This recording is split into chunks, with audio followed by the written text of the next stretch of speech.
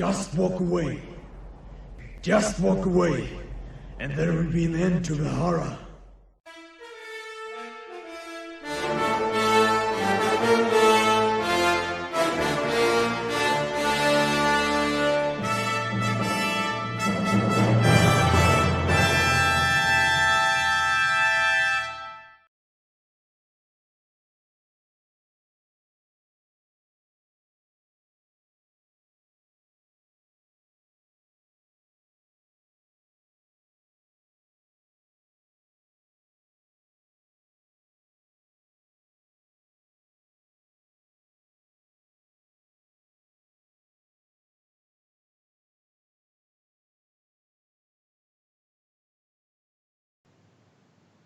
All right, everybody, we are live. Welcome back to MGTOW Chats. This is episode number 78 on a fine Friday evening.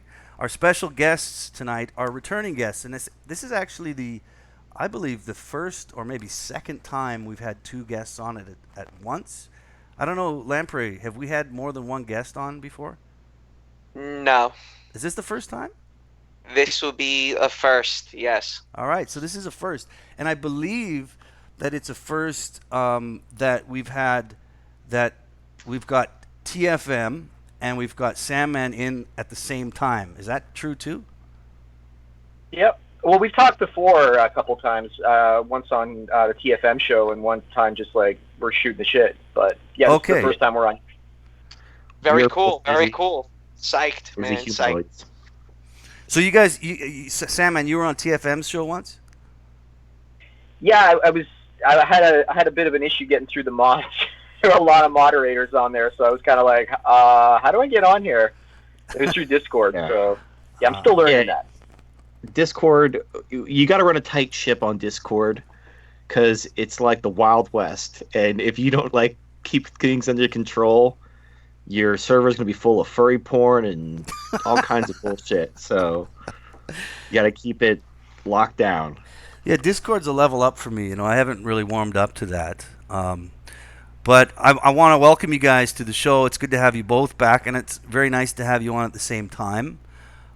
We both go back quite a ways in the MGTOW community. And as you both know, these days I just do the live streams, and often I have guests that we don't talk about anything MGTOW related at all. So it's always nice to go back to the basics. Trust me. Anyway, how TFM? How are you doing? How have you been? I'm better than I deserve. Well, that's good. That's good to hear. Sandman, what about you?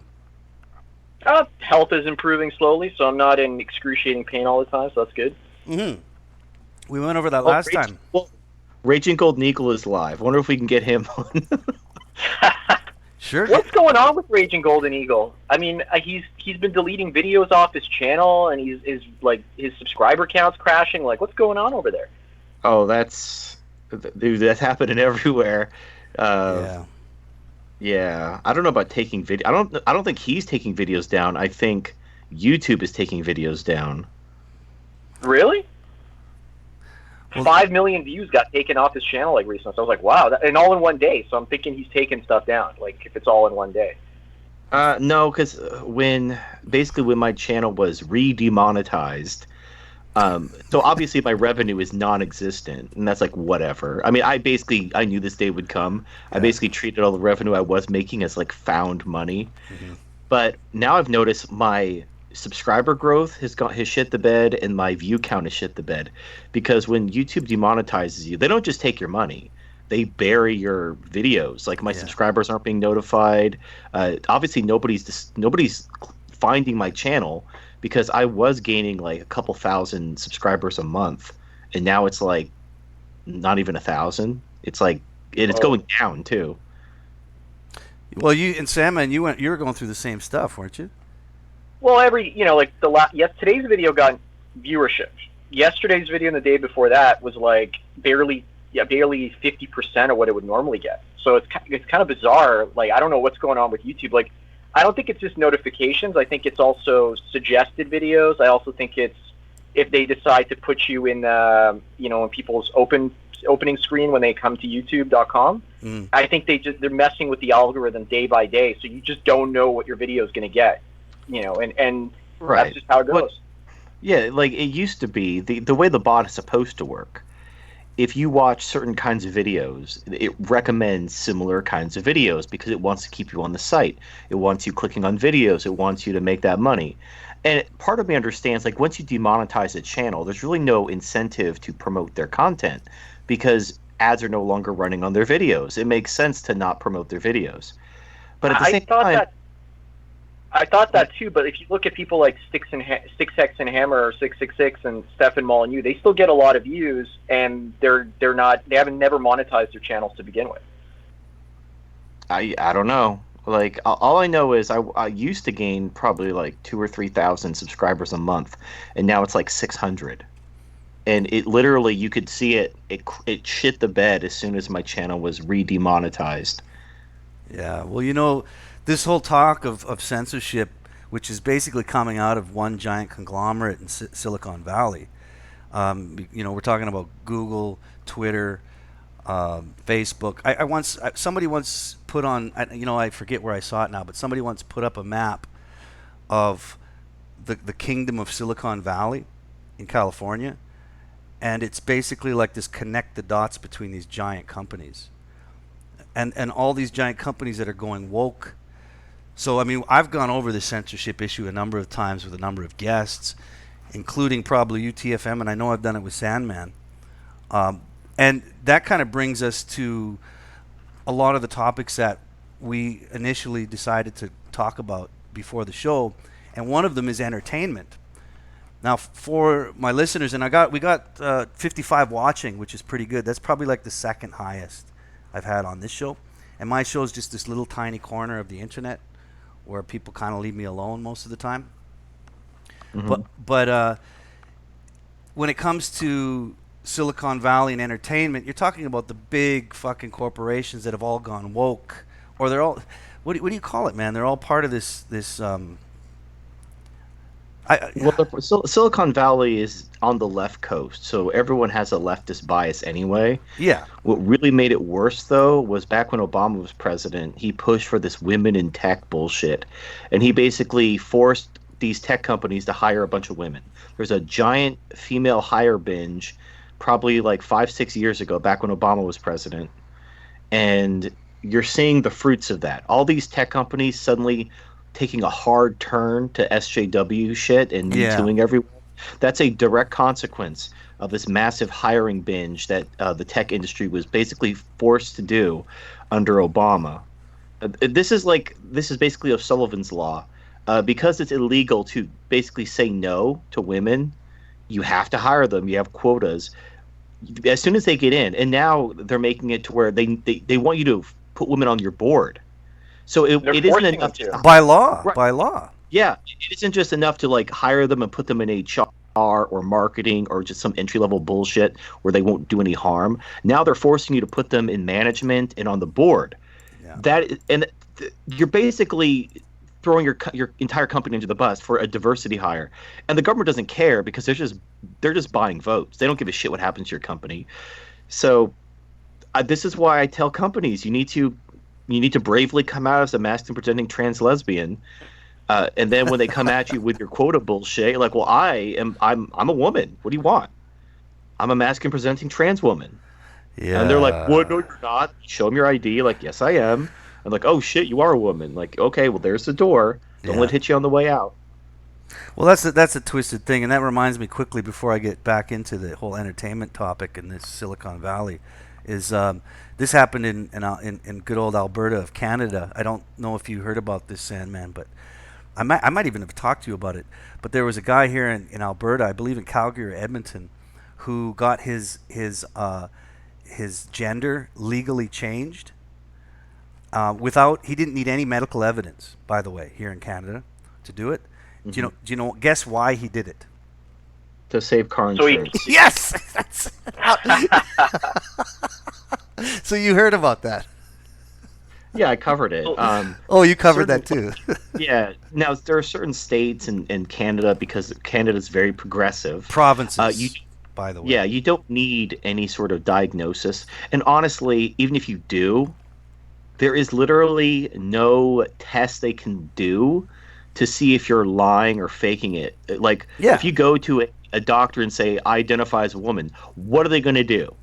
Make you pee in a cup? Are they going to like make you turn your head and cough? How are they going to like determine whether you really identify as a woman? So you basically just go to a doctor, and actually, if you live in a province where you have to get a diagnosis of gender dysphoria, just go to an LGBT message board in your local area and ask them, hey, where's a doctor? I need a diagnosis for gender dysphoria. Who do you recommend? And they'll usually give you a name or a phone number or something like that, and just go there and be like, and you know what, just wear some pink that day, and whatever, just show up and be like, I feel like I'm a woman, and done. And then you got your diagnosis. It's not even, they're not even trying. Like the only thing holding you back is your pride. And then once you have the diagnosis, you get your IDs updated, and then you're official. And anyone like tries to like, oh, he's sexually harassed me, get him, he's a man. You're like, oh, am I? And you hold up your ID. And like, he bears the rock of the woman. He is untouchable. Let us retreat. Absolutely, man. Did you hear about what happened with Black Lives Matter? I think it was in either Edmonton or Calgary with regards to canceling the Gay Pride Parade. No. So what happened was Black Lives Matter wanted the cops to not march in the parade because cops oppress black people. So they just canceled the parade entirely. So now there's no Gay Pride Parade so now the rest of the gays are freaking out. And in Toronto, they did the same thing. They basically took over the parade for like 20 minutes and like boycotted it, stood in the middle so none of the floats could get through, and they demand that the cops leave. So this year the cops are like, well, we're going to be in plain clothes. We're not going to dress in uniforms. And they're like, that's not enough. We have to do something about this. Jeez. So it's eating itself. Like the progressive bullshit is eating itself, and it's just going to self-destruct. Well, the left, here's the thing. The left is basically held together by different identitarian groups who want the Gibbs from the government.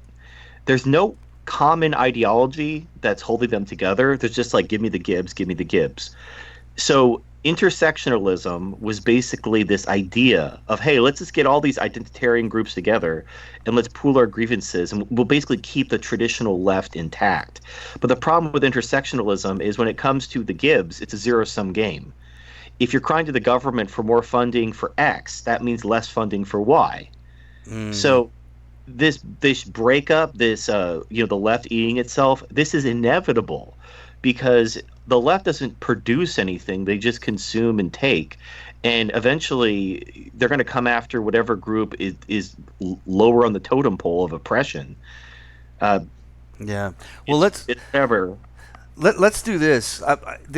What you're talking about, the concept of the left eating itself, and again, this has to do with going woke, going broke. It has to do with what I mentioned with Silicon Valley, and it does have to do with the topics of entertainment that I wanted to bring up, that I discussed with Sandman and with Lamprey a little bit earlier. But I think to start it off, and why not start it off this way, since this is brand new, breaking news, and I rarely do breaking news. I know TFM, you got your news channel, but I rarely do any kind of breaking news on any sense. But just today, guess what is now the number one meme in social media? What just broke today? Is it the Clown World meme? Almost. Almost. No, it was the new Star Wars movie. Okay. Is that just it's just Star Wars? How's it a meme? How is that a meme? Star Wars is dead. No. But they broke the new teaser trailer. No, everybody wanted to know the title of it, right? So as soon as it comes out, everybody's fucking talking about it. It becomes a social media meme.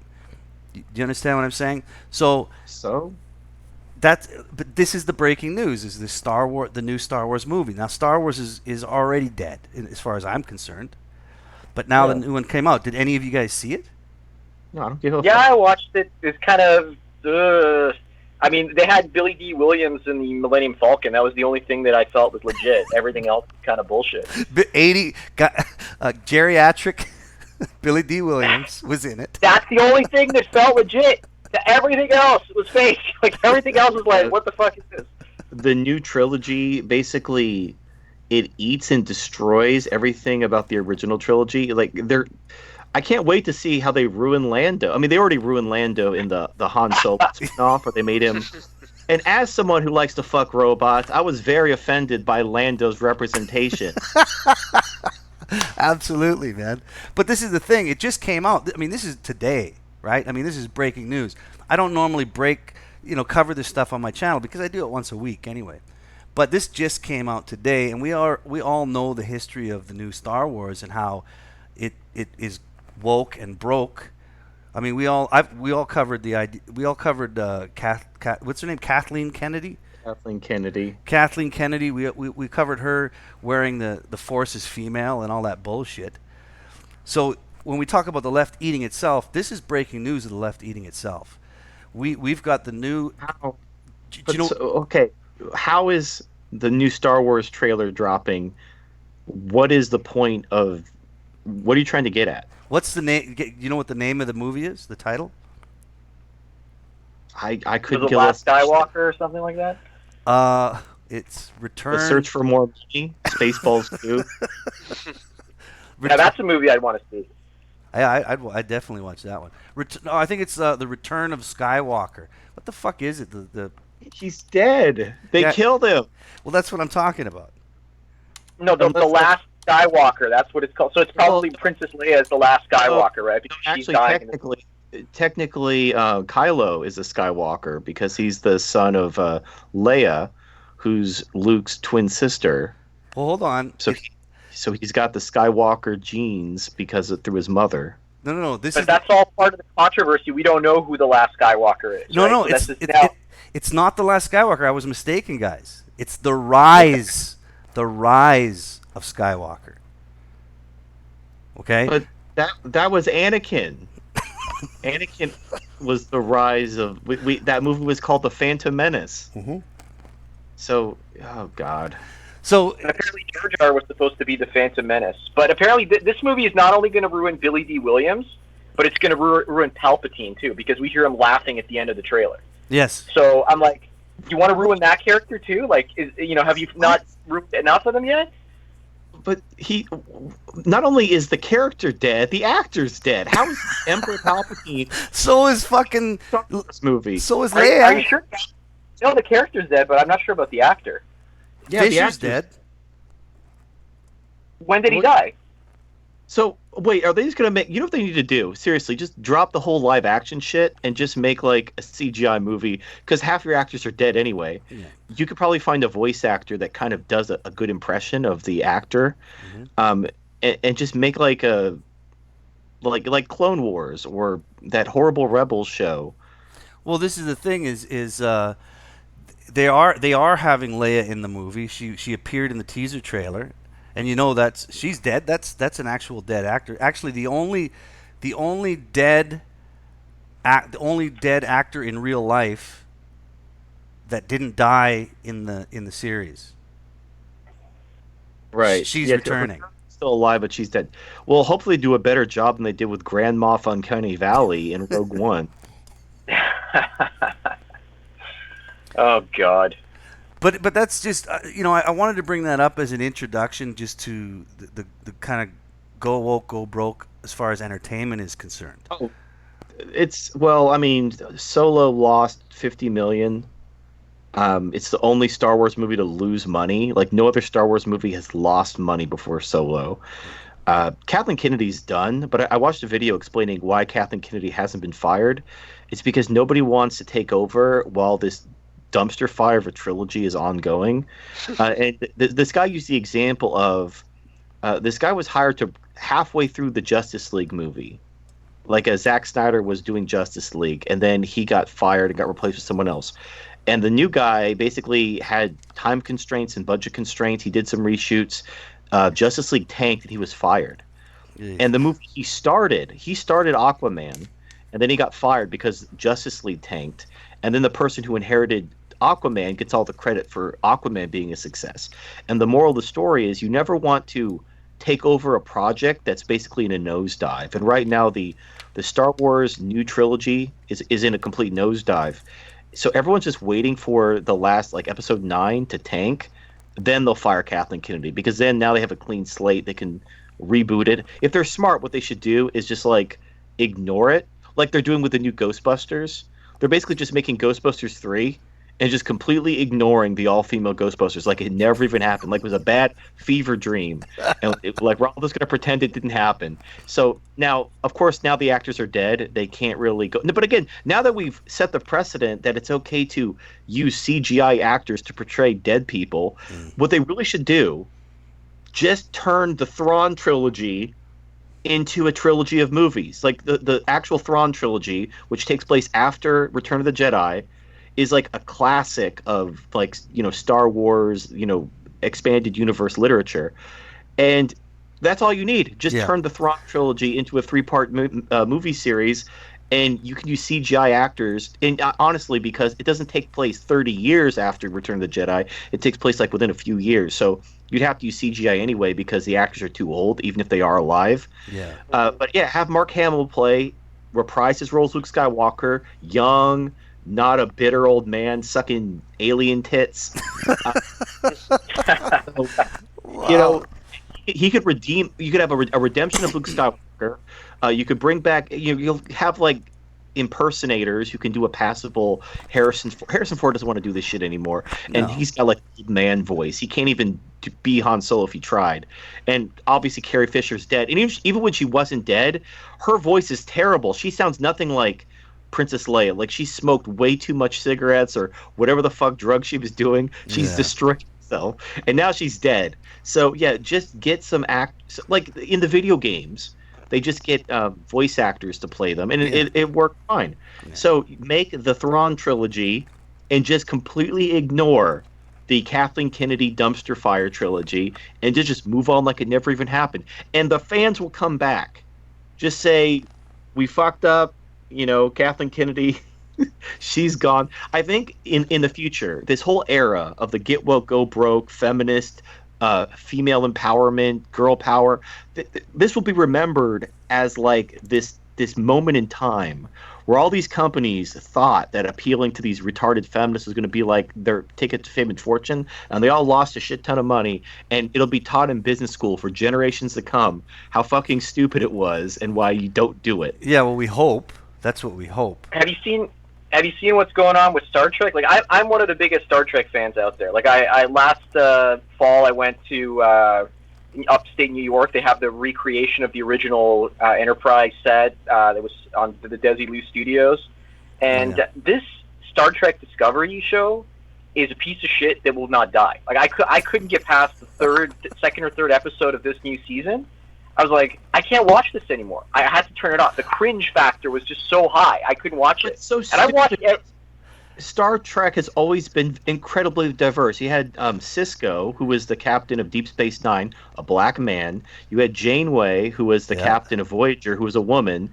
So then they're like, oh, but this time it's a black woman. We're breaking barriers. It's like, Star Trek, the first black lead. I'm like, no, not the first black lead in Star Trek. What are you, crazy? Like, go back 10 or 15 years. It's like people try to play Black Panther as like the first black superhero. Like, if I were Wesley Snipes, like, what the fuck happened to Blade, bitch? I had three Blade movies. But he didn't. But they're doing this every time because that's part of their marketing campaign to say it's the first, right? Like, so even if it's like the fifth, they'll say it's the first because they hope that people don't remember what happened like 20 years ago. Well, in Marvel, like SJW Marvel, they keep rebooting a comic series after it's canceled. So there's like 50,000 different Captain Marvel #1. Yes. Because it keeps getting canceled for low sales, and they try to reboot it. Like, oh, it's Captain Marvel #1. They're pushing.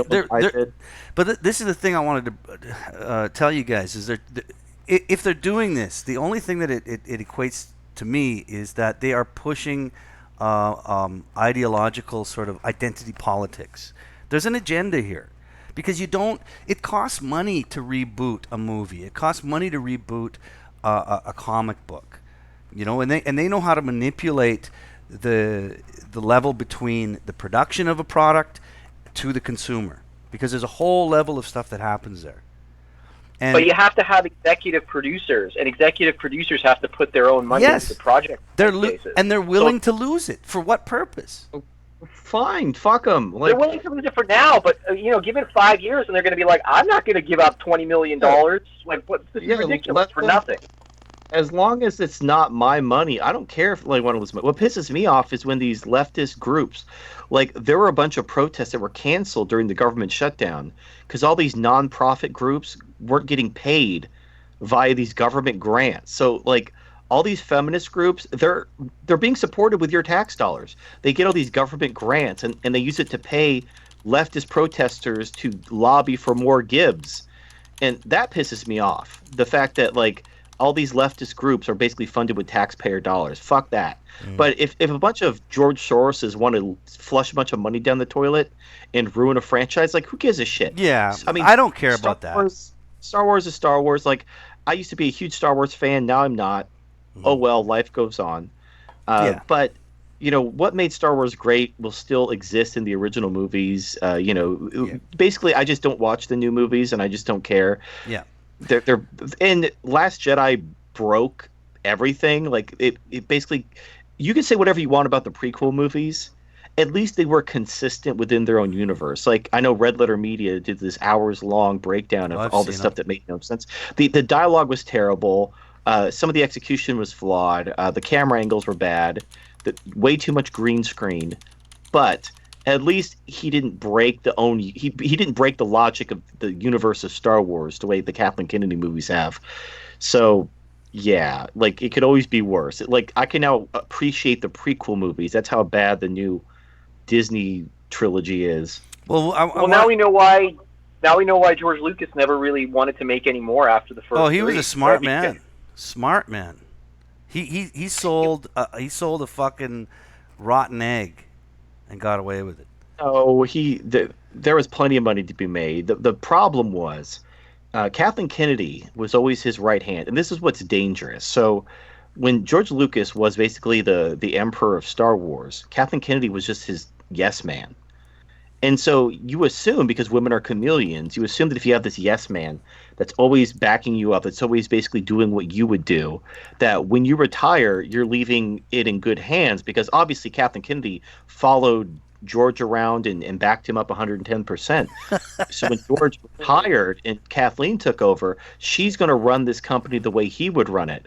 And all that happened, as soon as George was out of the picture and Kathleen was in charge, the fucking mask dropped. And, the Force is female, Mary Sue's, like, just everything just went straight to hell. And I've seen this. I've seen these women worm their way into organizations, either by sucking and fucking or by just kissing the asses, just being like yes men, by kissing the asses of the boss. There's not usually even sucking and fucking. There's usually, but I think Me Too has kind of closed that door, reinforced with concrete and posted a guard. So I think that avenue for advancement might be closed. But men still like to have a woman there to give them a pep rally. Adulation. Yeah, adulation. They want the affirmation of a woman. So a low cut blouse, man. That's what they like. Well, but my point is they're your little yes men until they get power, and then the mask drops. It's just like a woman who, once they get their hooks in you, like once they're pregnant and they know they got you on child support, or once you put a ring on it, they know they got you for alimony, their attitude just is a complete 180. Like you think you found the Nawalt, and then she's pregnant, and then she's like, well, now that I got you for child support, if you leave me, now some things are going to change around here.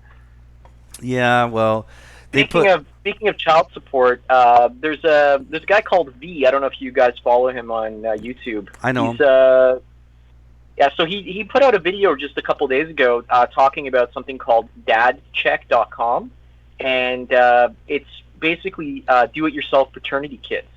So what you do is you take a swab of your mouth and you take a swab of the kid's mouth and you send it off, and then you can get a paternity check. And you only need one parent's signature to approve to basically get the paternity test done. And this company came out in 2002. And the moment it came out, he was sharing an article from back 20 years ago almost now. And the people were freaking out. They're like, this is going to ruin families. And, you can't, this isn't right. Like, wow. Like, what do you mean ruin families? Like, the kid doesn't even belong to the guy. There's the Nawalt argument dead. I got better. Hold the fuck on. I actually covered this on an article. Let me find the article.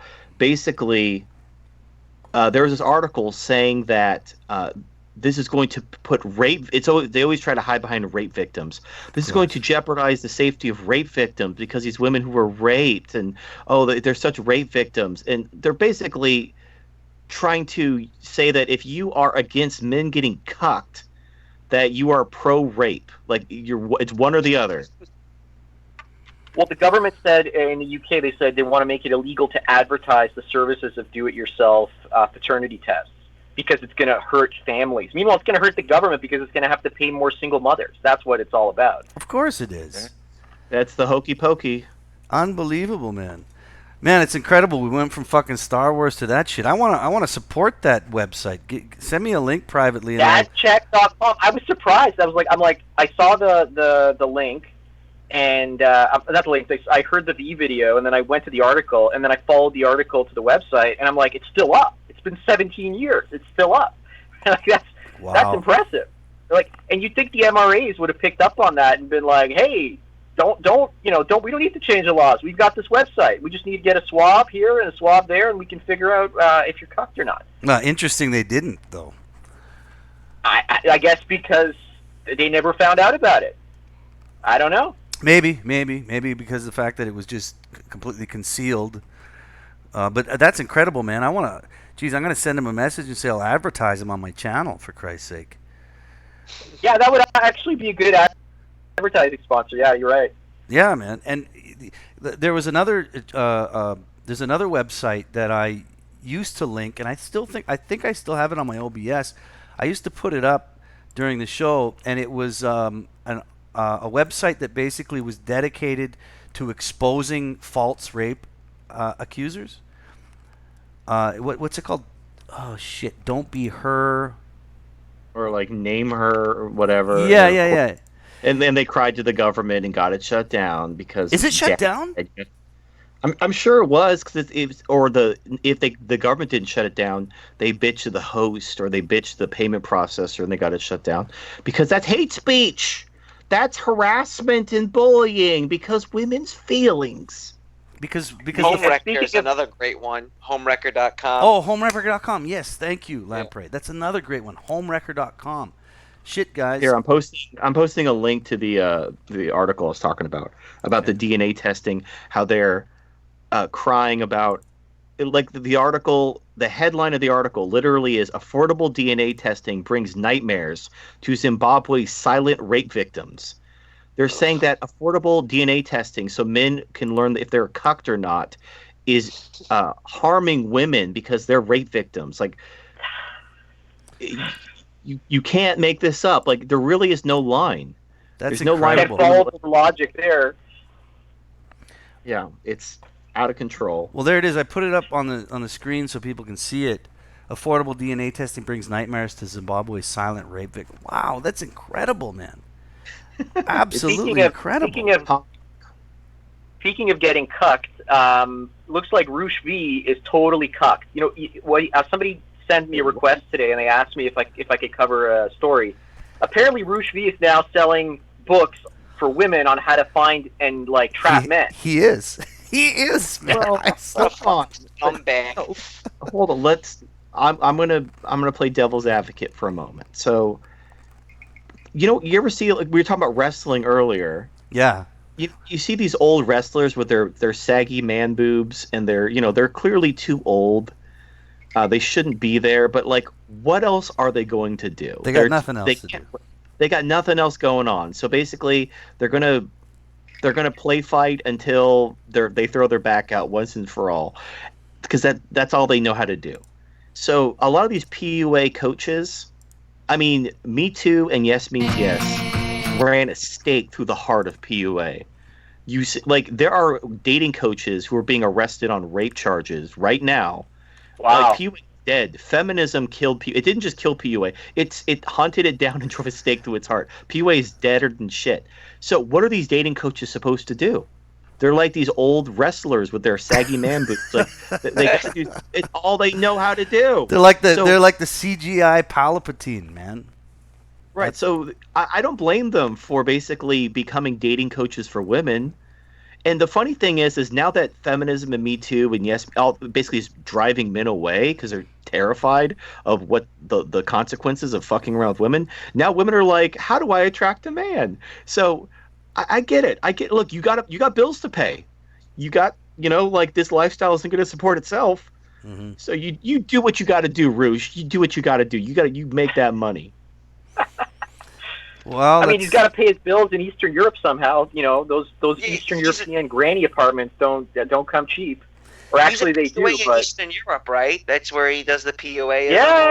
Yeah. He's bouncing around from Airbnb to Airbnb, from one rented apartment to the next. Every time you see a video of his, he's in a different apartment.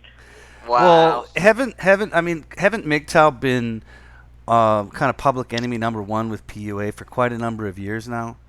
It's worse. The sex doll thing, because before MGTOW and PUA, it was kind of like you could have one foot in each camp. There were a lot of like purple pill MGTOW who would use game to get laid, but then they'd also like listen to MGTOW stuff. I'm like, yeah, self-actualization, I could dig it. And so there was kind of a ceasefire, a truce, if you will, between PUA and MGTOW. The problem is I saw this when I basically went all in, literally, with sex dolls. Oh my God, that triggers the shit out of PUAs. Because here's the problem: sex dolls. Now it's a zero-sum game. Because if you spend a couple grand and get a doll, you're not going to spend a couple grand on their dating coach bullshit, and then you have like 10 out of 10 sex on tap whenever you want. What do you need them for? Mm-hmm. So the PUA started freaking out, and they went like full on shame and blame against MGTOW. Well, look at the whole thing with Miggy and Chris Cantu. Like they lost their shit. Like, it was hilarious. Oh, hold on. Okay, can we, I would like to make a request that we don't name names, because I've already reached my drama cap for the 2019. It's too late. And let's discuss the ideas, but let's not bring up individuals, because I can't. Hey, quick's end when it comes to fucking YouTube. The moment you start dropping names, they're gonna start making response videos. There'll be like stream of response videos showing up everywhere, and then people will contact you and send you, "Hey, did you see what so and so said?" Yes, I know exactly what you're talking about, and I'm just tired. But you guys, I'm tired. You're on my channel. Unless you mirror it, nobody's gonna fucking hear this shit. Well, I'm just, as a general rule, I prefer, like, we could talk about ideas and issues and events, but let's not name names, because fair enough. What about groups? I love that'll never be back. What about groups of people? We can say PUAs. Yeah, we can talk about PUAs and trad cucks and dating coach. We could, trannies, Jews. Let's not talk about individuals. Let's not name names. Let's not call out, because I don't need YouTube drama is. I don't have any of it. I have none of it. What pisses me off the most about YouTube drama is a lot of times the accusations get so insane that you have to address it. And then you're like, I hate having to address YouTube drama. And then half my comments are like, why are you even addressing this? So just ignore it. And it's like, the guy's calling me a fucking pedophile. Like, I have to address this. Yeah, that's a low blow, man. That's fucking low. So I just want it to stop. So okay. I want to fan the flames again. Okay, well, just remember that on this channel, we got 77 people watching. That's very few people. Nobody fucking. This is a very dark corner of the internet and small. So if it does come up, don't get too excited. If it does come up, just don't get too excited, because I doubt it's gonna go. But unless you guys mirror it on your channels. I'll mirror in a couple months, but I don't think it'll really. I don't think people will really care. Yeah, there you go. But I think you're right. We should keep the names out. Yeah, I'm into that. I don't even know the names, so. It's up to you. It's up to you if you want me to mirror it. It's your channel. It's your video. No, mirror it if you want. Absolutely mirror it, man. Absolutely. I'm not making anything anyway, so it doesn't matter to me. Mirror it, and I'll make sure I don't say like. Gas the Jews. What else? Fuck the niggers. What else am I not supposed to say? You do realize the last time we had our chat, I took out all those parts where you said those things. I was like, where did he say that? I went and found it, and I took it right out. Yes, you did. Yes, you did. And what's funnier, like I had a couple of days ago, somebody sent me a request, and they're like, "Tell Hold me." on, about... we need to issue a disclaimer because there's probably somebody angrily typing and breathing heavily as we speak. So I'm eating pizza. I'm sorry, man. Well, Sirias is a Muslim, so he is at the top of the progressive stack. So you need to check your privilege, goddamn homophobe. Absolutely, man. That's how I get away with that. That's how I get away with it all the time. Single father. Single father, Muslim. I can say that shit. I'm sorry. But I'm a female Jew from Ethiopia, so I got you all. And I'm a lesbian on top of that. Well, can you prove it? Oh, never mind. You don't have to. Sorry. Are you crippled? No, damn. But I'm overweight. Okay, then you're good. And I walk with a limp. Does that count? Damn. So you're anti-ableist, you know. So stunning and brave. Can we get a round of applause? Can we smash like for Sandman and his fat limp?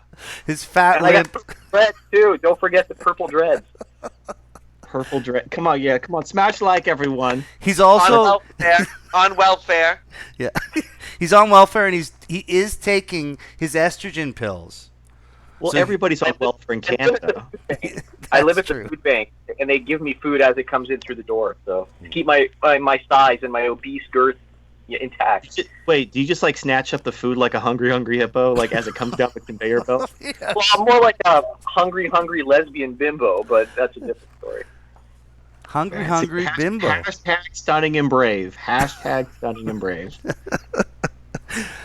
You know, on another note, guys, but in the same vein, I really want to go into what Sandman brought up before. And again, we're going back into entertainment, but why the fuck not? And this has to do with the WWE.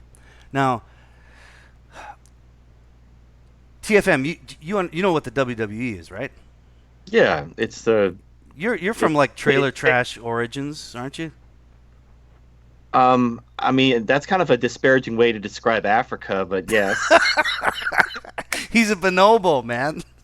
I'm not a fucking bonobo. Don't you dare. I'm sorry. Fucking compare me to those dick fencing goddamn fucking monkeys. I'm sorry. I meant a chimpanzee. Christ, Thank you. What was I thinking? You know, I wanted to bring that up at the beginning of the talk. Let it go this time. All right. This time. I'm sorry. But in the WWE, again, is entertainment. Now, Sandman, I'll hand it over to you to enlighten us with what just happened. And again, this is breaking news because it only happened in the last few days. What happened with the entertainment world of what we call wrestling? Go ahead, Sandman. Well, there's a video I put together. It hasn't been released yet. It's called Woke Wrestling Entertainment. So I did a little bit of digging to see what's going on in the world of the WWE. And you get Vince McMahon, who's now in his 70s, I believe. He's kind of winding down, and he's handing over, the ring over to his daughter. I think it's Stephanie McMahon. It is, yeah. Yeah. And so she's in her early 40s, and she's getting all woke, going broke with WWE. So the latest WrestleMania, they had the main event, which is actually a female wrestling main event. Mm-hmm. So that was new for them. And they had a couple events last year where they actually did some pay-per-views, and they tried to do like an all-female wrestling event, and it didn't really sell out. It didn't sell out as quickly as they wanted. I don't know if it completely sold out or if there were empty seats, but it was a disappointment for them, and I don't really know what the pay-per-view numbers look like either. But if you look at the fans at the wrestling events and you see who's in the stadiums, it's like 99% male. Like, I have a hard time finding a single, unless she is pretty much looks like a male in the audience. Like, it's just impossible to see them. So, the highest paid male wrestler is paid 35 times more than the highest paid female wrestler. Not 35% more, 35 times. So I don't understand how they can make, woke wrestling entertainment profitable unless they want to take a 35 times pay cut to their business. Go ahead. I have a solution. Here's how you bring the fans and the viewers to an all-female wrestling event. I call it the double-headed jelly dong match. and you have the female wrestlers with a double-headed jelly dong between their pussies, and they have to wrestle with the dildo connecting them. It's like, in Michael Jackson's Thriller. Bad. Sorry. No, Bad, where they tie their hands together and they knife fight. Oh yeah. It's like that, but instead of tying their hands together, they have a double-headed dildo. So it would be more like wrestlers. It would be more like Weird Al's Fat. You remember Weird Al? Well, no, fat. They're not fat. No, but here's the thing. Yeah, you basically, the only time people give a shit about female athletics is when they're hot. Like female tennis, because the girls are hot and they grunt. And they wear short skirts, and you can. Yeah, and they wear short skirts. And you can see their camel toe. Yeah. That's why, like, any female sport has nothing to do with their athleticism, because female athletes perform at the level of 15-year-old boys. No one goes to JV sports, at fucking high school. Nobody goes to female sports to see the spectacle of their athleticism. They go to female sports because the girls are hot. So some of these, or you have a daughter, that's, kicking the football. Sure, yeah, we'll chalk that to like the 1%. Yes. But Vince McMahon was smart. Didn't he set up that short, like that football league with the hot women that would run around in bikinis, and they would fight. Yeah, so he was smart when he set that up. Like, I don't understand why they want to fuck it up now with this woke wrestling entertainment bullshit. It's the current year. No, but if they hype up the sexuality, I think they could actually sell female wrestling tickets, but you're going to have to break out the double-headed jelly dong. It's the only way. Yeah, but the problem is when you do that, then you alienate all the young kids that love wrestling. I mean, I don't care how they try to sell this sport. Kids love wrestling because it's a fantasy thing. Nope. But women are athletes. That's what I mean. If you give them the jelly dong, then you cut out your entire youth audience. What else are they going to watch? That's what they're there for. Why would I watch this? All I have to do is go to Pornhub, and I can see those girls with the one with the red armbands and the one with the blue armbands. They fight each other, and then one fucks the other with the dildo. Why would I bother watching world wrestling entertainment? Yeah, but why do people watch Twitch? Why do people watch Twitch thoughts with their cleavage and twerking when Pornhub is there? There's just, I don't know if it's like it's private, right? So by the way, I found out why the Twitch thoughts were like, I don't have to report taxes unless I make $20,000 or more. And I was like, what are you talking about? You have to report your taxes. Apparently, what happens is with PayPal, if you make less than $20,000 a year, PayPal does not report your earnings to the IRS. So that's why they went on Twitter and they're like, but I'm gonna have to report my taxes. I didn't make $20,000 this year. I only made $15,000, and the government's like, oh, okay. They still give you a tax form. They just don't report you to the IRS. Mm-hmm. But exactly, they still don't report you. That's the thing, right? Right. So basically, so you just basically accepted this money under the table and didn't report it, and because PayPal didn't snitch on you, you thought it was free money and didn't have to pay taxes on it. Okay. Exactly. Yeah, that's what they thought. It's like buying like a car or a house, and let's say you're applying for a loan. The bank's going to ask, where did you get this money from? And that's going to raise a red flag.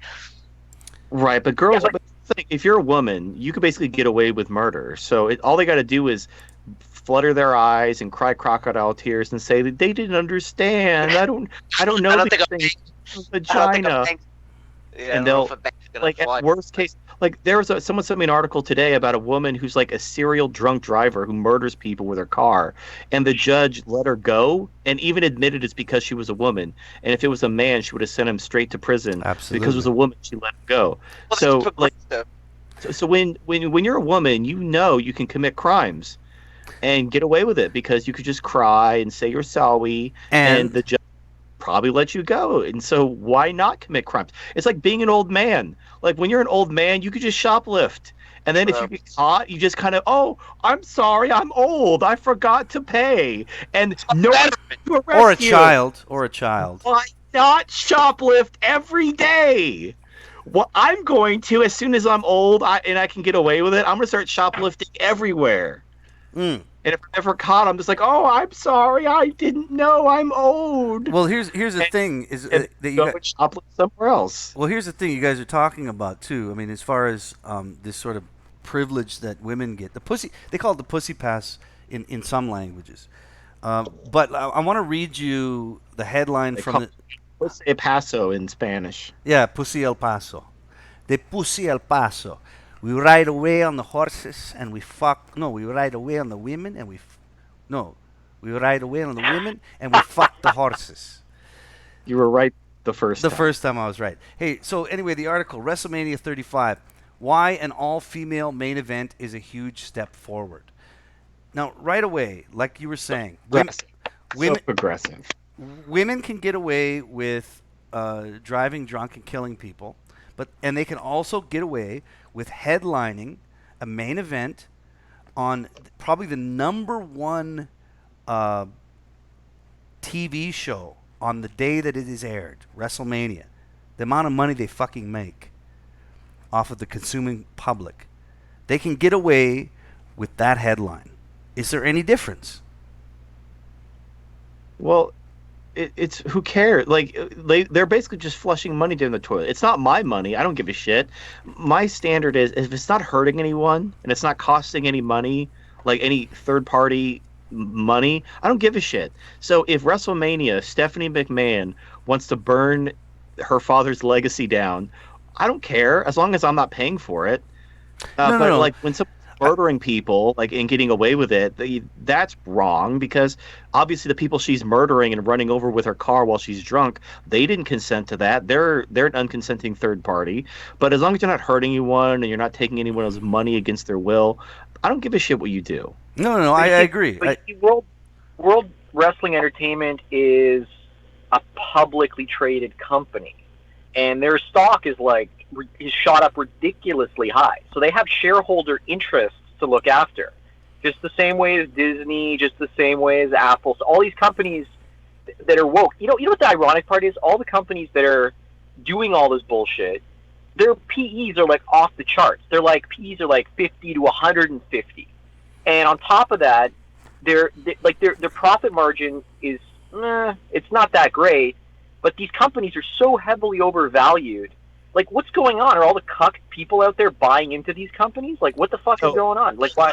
I will tell you what it is. I love it. Now, I can't tell you how I know this, but trust me. All right.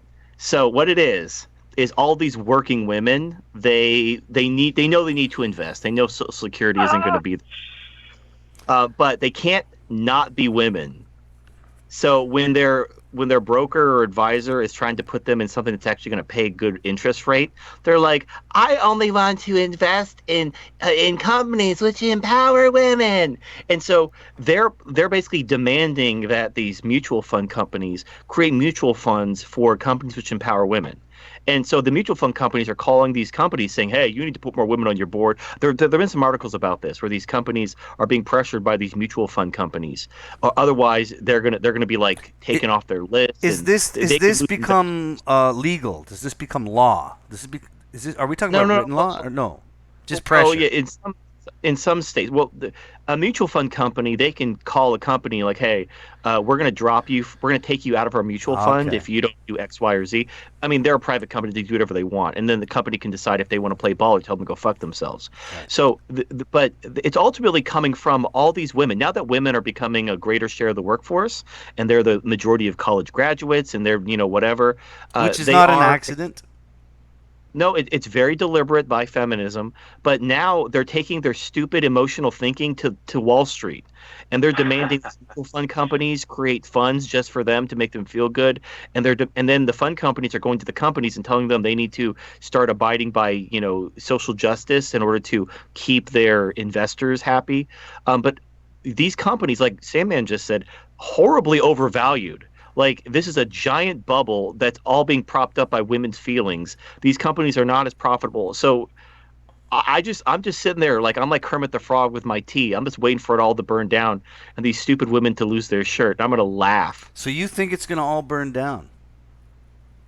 Well, yeah, like it has to. It has to. These companies are not like it's going to be like pets.com. These companies are not profitable enough to justify their stock price. Just because you invest it, it's like the house. It's like any other bubble. Remember Bitcoin? I fucking told people get out of Bitcoin. It's a fucking bubble. And everyone's like, TFM, you should stick to talking about women. You don't know shit about Bitcoin. And then the fucking crash happened. And then like a week after the initial crash happened, it started to recover. And everyone's like, oh, TFM, this video didn't age well. And then it fucking hit the bottom, and everyone lost everything. And I didn't hear a fucking peep from those motherfuckers again. No one came back like, oh shit. Coin, watch yourself, bro. It's at 4,500, even though it's 90% lost its value from its top. Right. Yeah, it's 40. I didn't say Bitcoin was worthless. I just said it wasn't worth as much as gold. It's actually worthless. There's no intrinsic value to it whatsoever. And there's no intrinsic. No, it has some value because it does something. It does some things better than a check, and it does some things better than precious metal. It has some advantages. It's the first. That's why it's above all the others, because everyone trusts it because it's the first one, and it's the first one people made their money off of. It's got name recognition. My point is though, I was right, and everyone told me I was fucking retarded. They knew what I was talking about, and I should stick to what I know. And then I was vindicated, and the few people who listen to me are like, "Oh man, I listened to you, and I sold out." Like I think I dropped the video in November, like a couple weeks before the crash, and they actually listened to me and sold out of Bitcoin, and they're like, "Oh man, you like saved me." Like I made all the money because I listened. Didn't that guy Chris Cantu have like a MGTOW coin or some shit? Do you guys remember that? Names. Say that. Sorry. We're just gonna flashy thing you. What about? Can I say PewDiePie? Am I allowed to say PewDiePie? Well, yeah, you can say PewDiePie. I don't think PewDiePie is going to. Can you imagine if PewDiePie did a diss track and like wanted to start YouTube drama with me? Didn't he go completely Bitcoin now? No, he went to DLive. Okay, so DLive is this like streaming service where, and it's bullshit because the guys who set it up, they set up their own cryptocurrency, and they even stipulate that this cryptocurrency has no value. Once you buy it, you can't trade it for anything else. So I don't know if like PewDiePie has fallen into a scam, or if he's stupid enough to like get bought into this. Nah, he's part of it. Yeah. Well, no, there is a legitimate use for crypto. So there are, like, again, I'm not completely anti-crypto. But that's their specific crypto for their platform, right? That's fine. That's perfectly fine. So yeah, you can't trade it and buy it. You can't do anything with it. But here's what crypto, like Milo Yiannopoulos is a perfect example. He's been deplatformed from everything, like PayPal, everything. Like you can't even give him money. No company will touch him. So he created his own Milo coin. And when you buy Milo coin, it allows you to donate money to him. And that's the only function. You can't do anything with your Milo coin, but it's a mechanism for which you can donate to Milo if you want to donate to Milo. All right. Look, I want to keep going in the direction that we're going, and I have Okay. I want to make one more caveat as we move on, because getting into Bitcoin and Milo, again, we don't want to drop names, right? We don't want to be too. We're not getting. I'm not getting into it. I just want to go. We can move on now. Okay. The other thing I wanted to bring up, as far as, again, we were in wrestling before, and again, it's not a huge deal. It's entertainment, and again, like I said before to my listeners, I'm not big on entertainment. I don't bring it up in my chats. My last talk was 2.5 hours on World War I. So we're not really big into entertainment, even though I believe there is a political agenda when it comes to why these things are happening.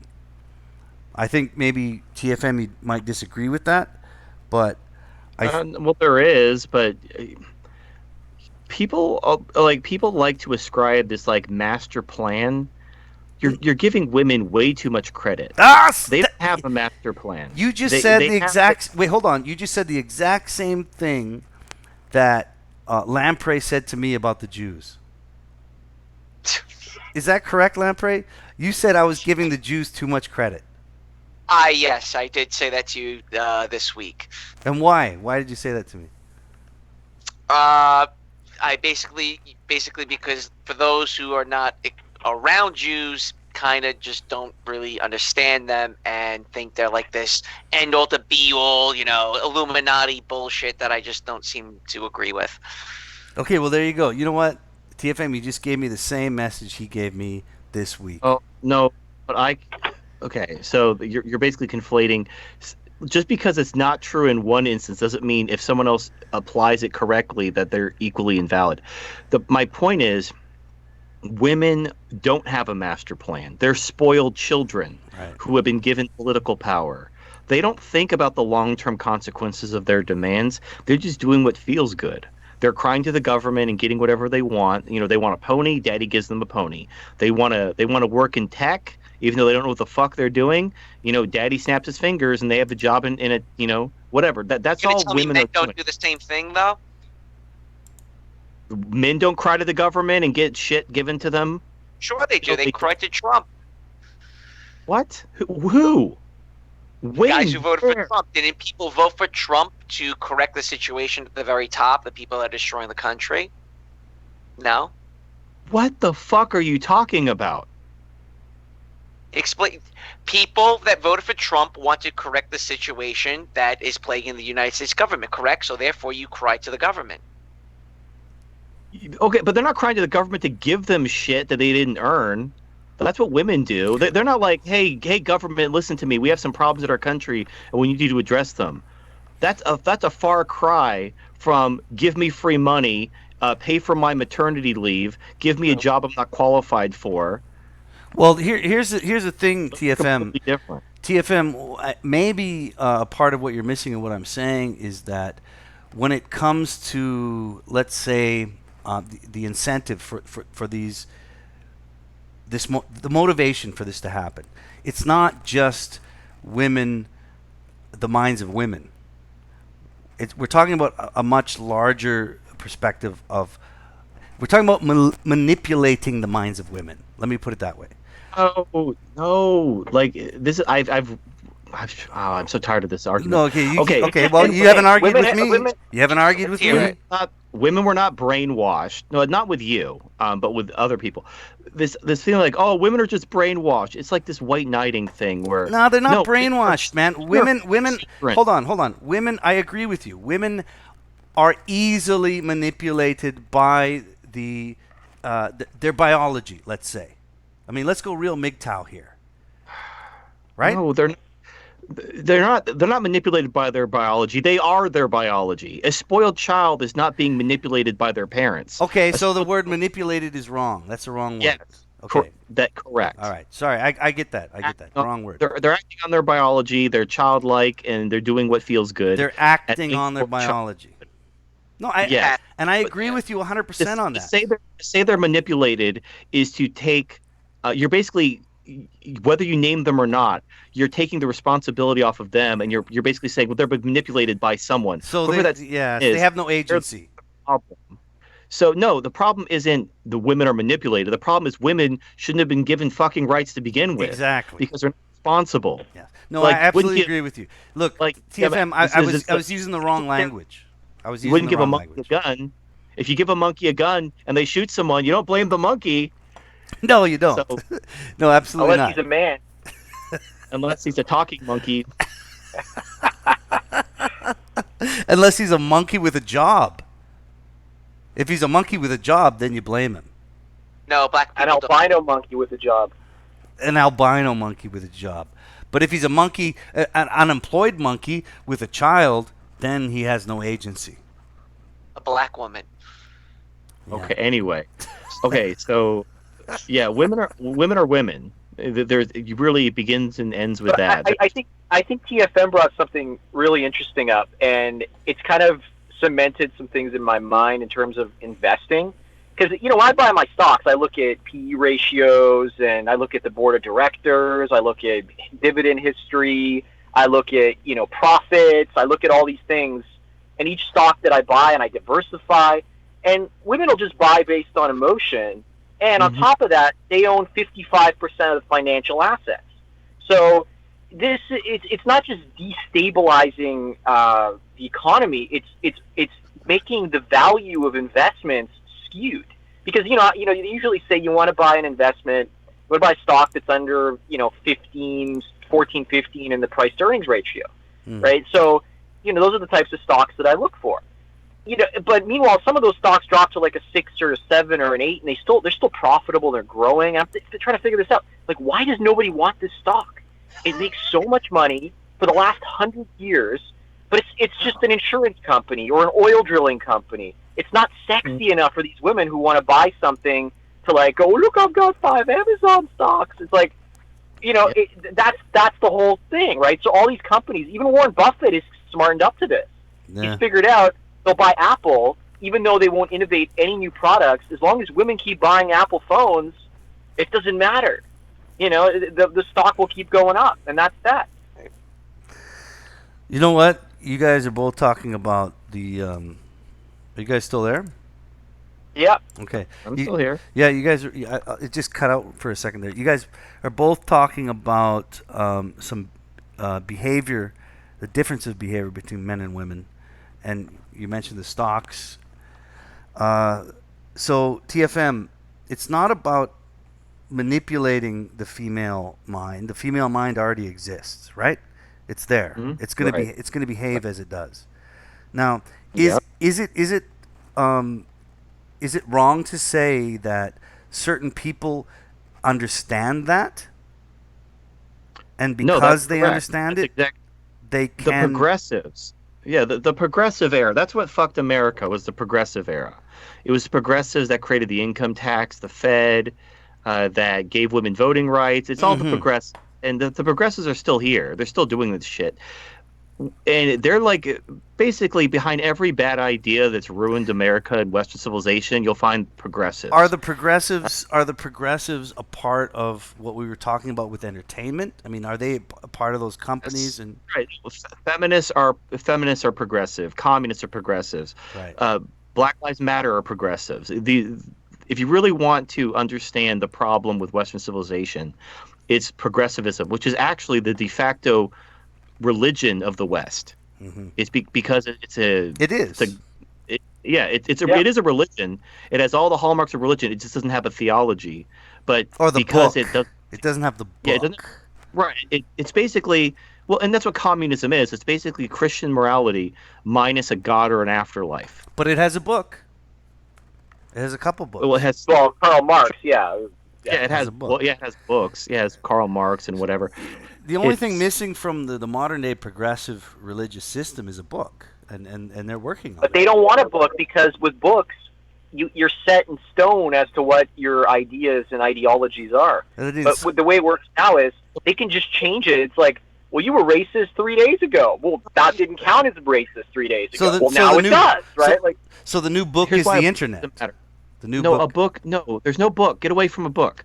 Progressivism isn't about maintaining consistency or tradition. Right. It's about furthering the goals of progressivism. And the goals of progressivism are like a postmodern, everything is the same, everything is interchangeable. Basically it's the ultimate form of, it's communism really at the end of the day. This is an evolution. This is an evolution of communism because no. Think about it, TFM. All right. Think about it. Think tell about me. Think about it for a second, TFM. right. Even Marxism had a book.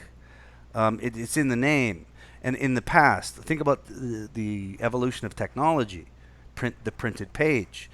There was a book. There was a standard that everyone went back to.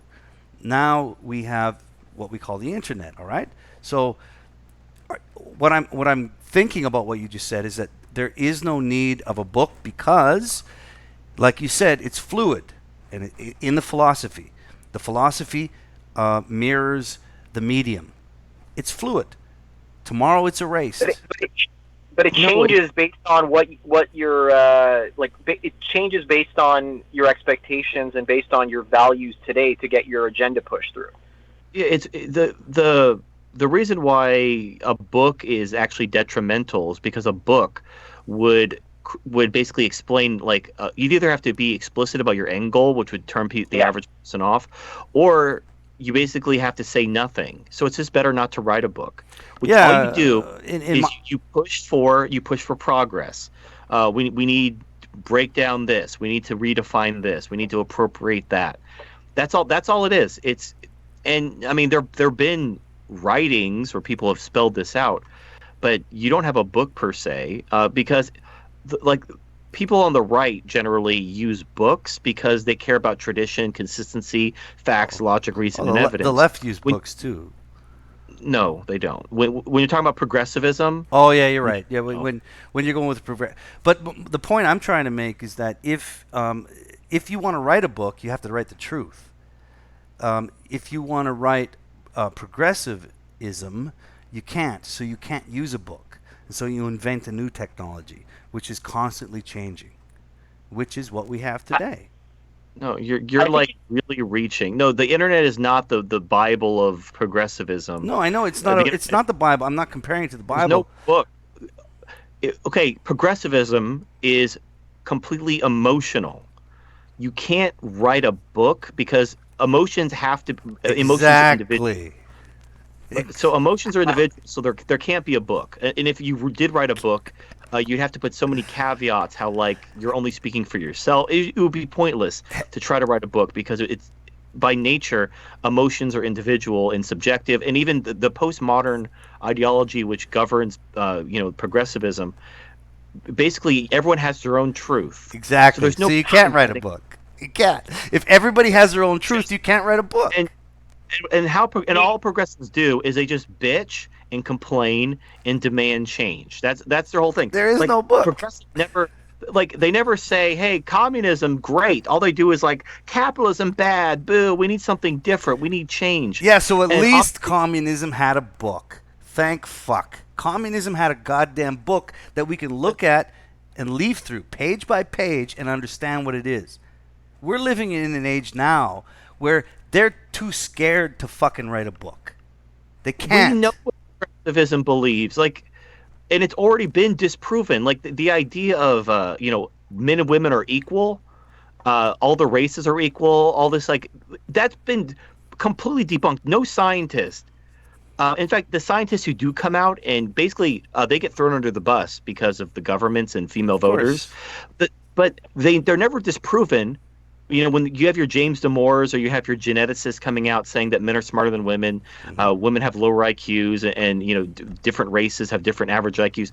They're completely that's what the facts are. And when these people are thrown under the bus and their careers are destroyed, it's not because there's some facts like, oh, you're wrong. Here's the facts. No, there are no facts. They're wrong. So if they want to own the facts, they want to own the facts. What they're doing is they're saying, they're entitled to their own version of the truth. But they also want to feel entitled to the facts. But you can't be entitled to the truth and the facts at the same time. They're trying to make truth subjective. There is no truth. They want to reject all truth. Yes. Basically, but no, they have their own truth. You notice how they always say, speak your truth. So your truth can mean whatever you want it to mean, and whichever truth is the strongest is the truth. And it will never mix with. They cannot accept objective truth. For them, truth. You mean facts? Yes, exactly. Facts. Exactly. Reality. All right. Right. But that's the point. But that's not because they need a book. It's because they're completely emotional. Well, the book is a metaphor for objective truth. That's what I'm trying to say. Sorry if I didn't say that before. Okay. Yeah. That's the left's entire thing. That's the glue holding them together. Is there a bunch of emotional children who reject reality because it hurts their fifis? No, mummy, it's a unicorn. No, daughter, it's actually a cow. No, mummy, it's a unicorn. That's the world they fucking live in. Right, and the problem is we're living in a world with social media. And so all of the people in the past who never would have had a chance to speak and have anything valid to say, they would have been laughed at and scoffed, actually have just as big of a voice. So now you're getting an army of idiots with their own version of the truth, trying to spread it as gospel. And that's insanity. It's insanity. No, the problem is not social media. The problem is not the internet. There's always been idiots spreading bullshit. Yeah, but not on this level, man. Try to do that on the printing press. I dare you. The problem is not social media. The problem is universal suffrage. I don't care. Like if dipshits, like there are these anti-vaxxers and there's people who think the Earth is flat. I don't give a shit how many stupid people there are. I don't give a shit if the stupid people are spreading their bullshit and starting social media accounts and thinking and convincing other people the Earth is flat. I couldn't give less of a shit. Once they take reins of power, once they start affecting law, once they start like taking my money to fund their fucking retardation. That's the problem. Like, stupid people are going to be stupid. So what's The money. the solution to the 19th Amendment then? You take women's rights away. I mean, it's that simple. Yeah, but you got to define rights. I agree with you. To in a big way, I agree with you. But you can't just say it because they'll never willingly give away their rights. You have to define rights. To give up their rights. I didn't say let's have a conversation and let's present the case. You take them. You fucking take, just like a spoiled child. How do you deal with a spoiled child? You don't sit them down and have a heart to heart. You fucking say, I am the parent. I am the adult in the room. No, that go to your room and go to bed, and I don't want to fucking hear a peep out of you, or I'm gonna whoop your fucking ass. TFM. That's how you deal with a child. TFM, I'm not concerned about how you want to do it. I'm concerned about how you want to define what rights are, because that's really what the plebs and the small people are going to care about. No. Okay, so here's the thing. So we start all the rights that feminism has given them from first wave onward. Those. Now, we hopefully that solves the problem. It may, but I doubt it.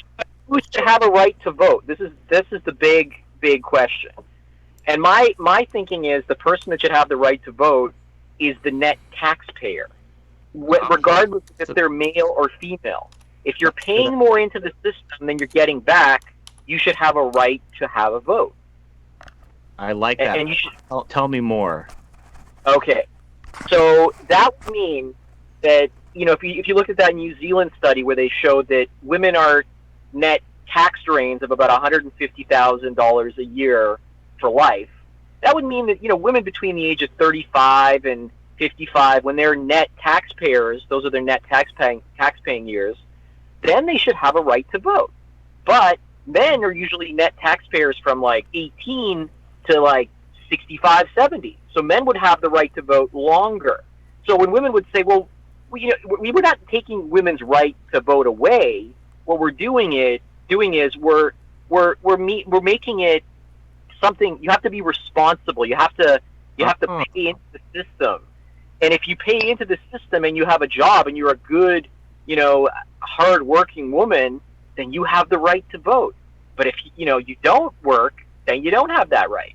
So so what you're saying is you should link rights to responsibility. Exactly. Which is common sense. The government already tax records. The government already looks at your tax returns. It's got them in its files. It knows who's paying taxes and who's not. So it's easy. You paid $50,000 in tax this year. I guess you get the right to vote, right? Like, nice. You had some kids with 3 different men, and we gave you $20,000-$30,000 in welfare. Well, you're not voting this year. Maybe next year, go get a job at McDonald's. Right? Do you know how many women would be just like, I can't vote this year. I wish I could. I'm bored with that. But here's the reality, though. As much as I love your idea, the only way you're going to get from here to there is you're still going to have to take women's rights away, because they're the ones who are going to stand against you if you try to reform. It's not just taking women's rights away. You're also taking the rights away from men who are also unemployed. Who behave like women, basically. But women are the ones who, like, the reason why welfare is the third rail of politics, the reason why you can't reform shit, is because it's women who are on welfare, and because they're the majority of voters. They still get their welfare. They can pick. Either they get their welfare or they get their vote. Take it away. Take away the third rail. Take away the third rail. They're the majority of voters. Until Still, you take away the third rail, man. No, here's the reality. Okay, for real talk for a moment. I know, I agree. So in order to present them the dilemma, you can either vote or you can get welfare. In order to even offer that choice, you have to have already taken their rights away. You have to, because as long as they're the majority of voters, they can outvote you, and they know it. So, or you're gonna have a referendum on that idea, and they're always gonna outvote you, and you won't win. so basically, as much as I love your idea, step zero, in order to even have a conversation, you have to take women's rights away anyway. That way, so then you can have a conversation. Like nothing. That's step zero. Nothing gets fixed until women don't vote anymore. That is step zero for any sort of discussion about improving anything. Because as long as women vote, because in any population, women are the majority of the population. They live longer. They don't die in war. They don't die on. You're right.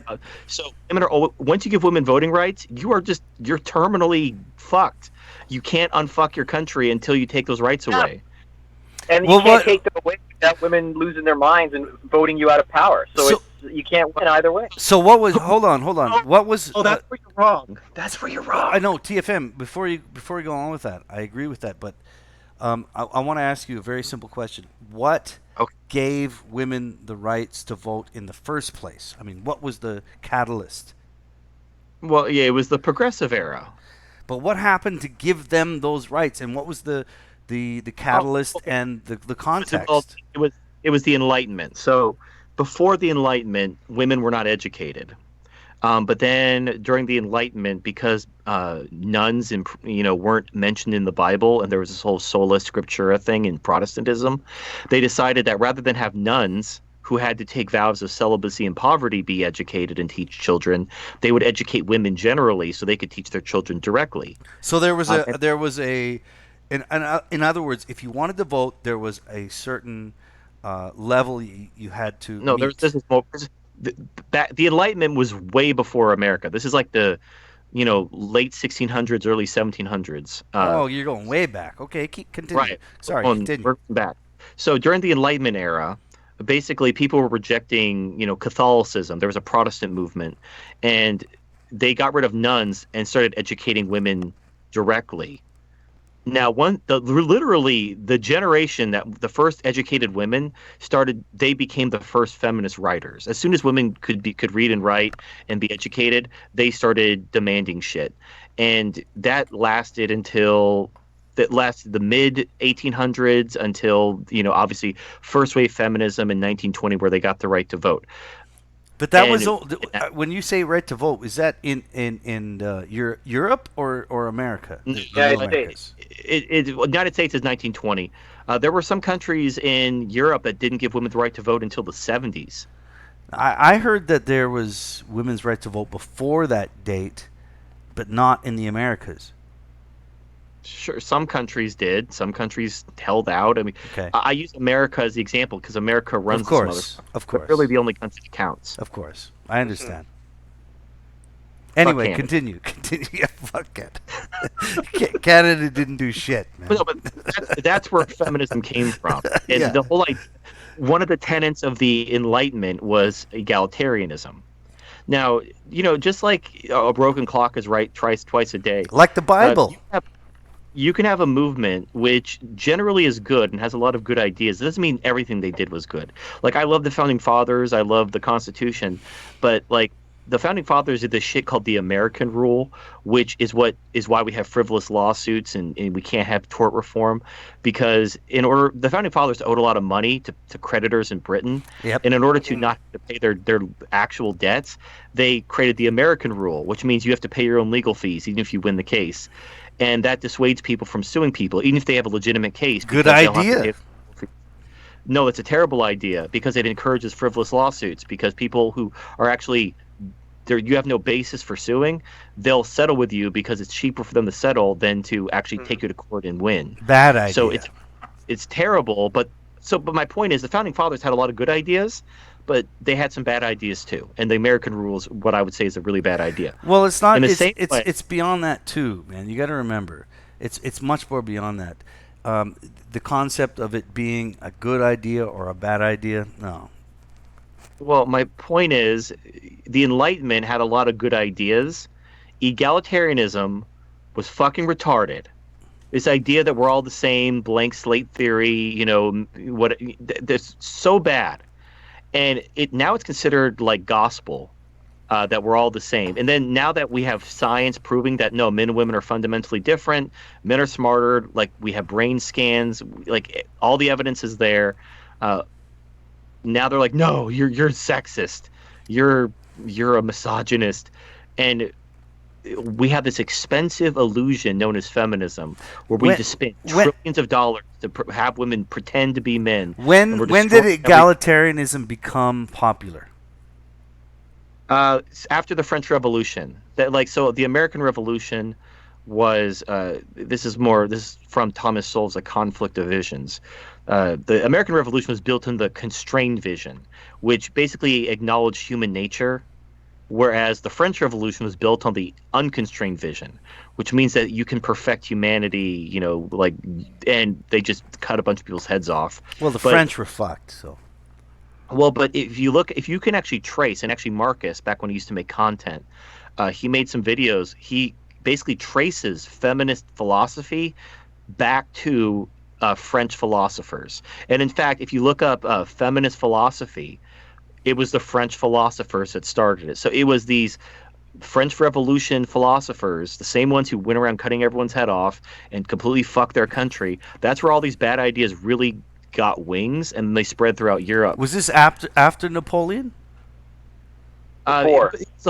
It was before and during, because the philosophers, even after they got their heads cut off, their writings continued and inspired other people. So that's where a lot of this started. But then, of course, the progressive movement started in Europe. And again, it was based on the French philosophy, and then it spread back to America.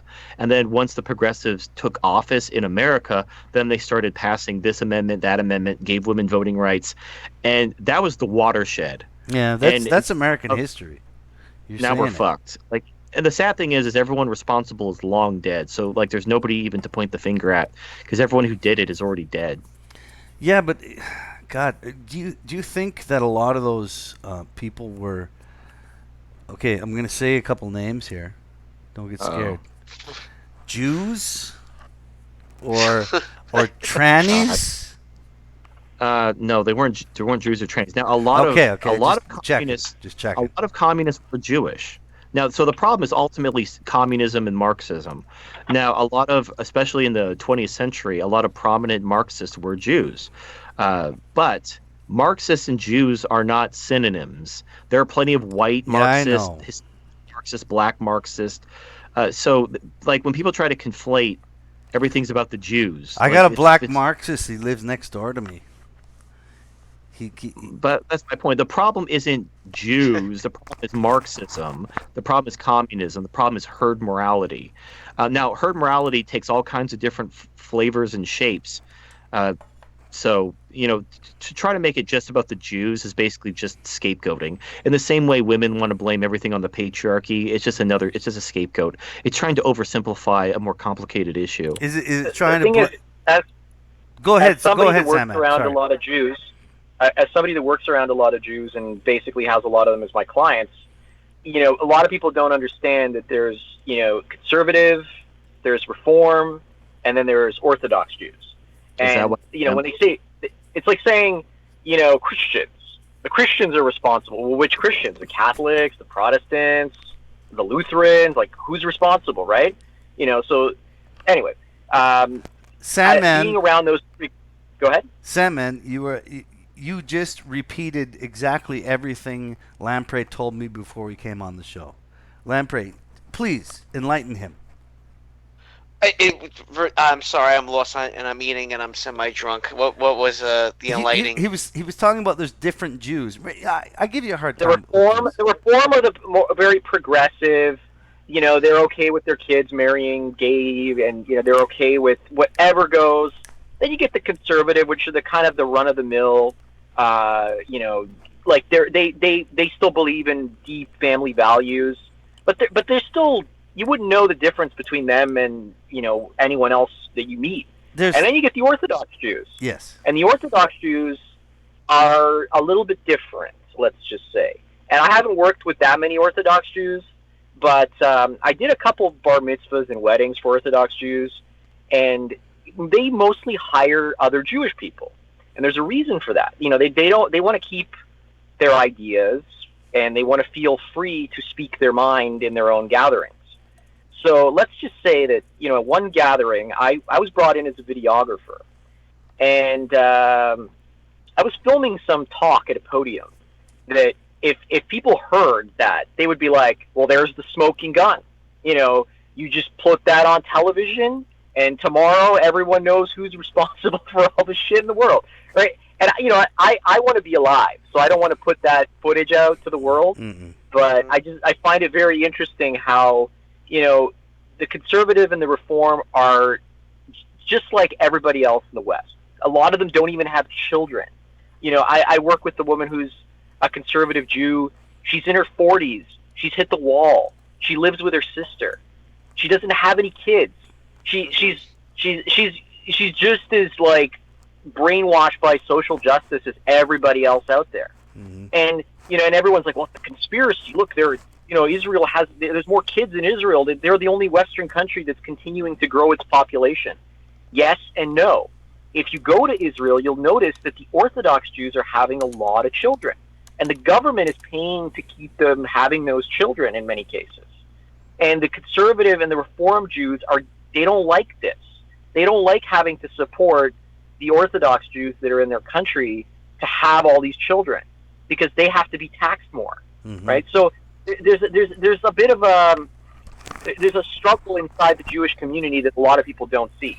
Well, and I've seen and a lot of Jewish people, they've actually helped me with investing and business, and they've given me tips and suggestions. And when I was in university, one of the guys who was in my class, we would sit around and talk about stocks and which stocks to buy and which stocks not to. It's not like it's not like there's a conspiracy to oppress people, and it's just that people don't really understand the full scope of Judaism. Who are you working for, Sandman? Well, this is this is what I want to say. Look, Sandman, everything you say is perfect. Like, I bring that shit up because I give a hard time to Nick, because Nick works in New York, right? And he works with a lot of Jews, and there's a lot of different Jews. I'm a fucking Muslim. A lot of people don't like me either. So we talk about this shit. Nobody cares. We don't care.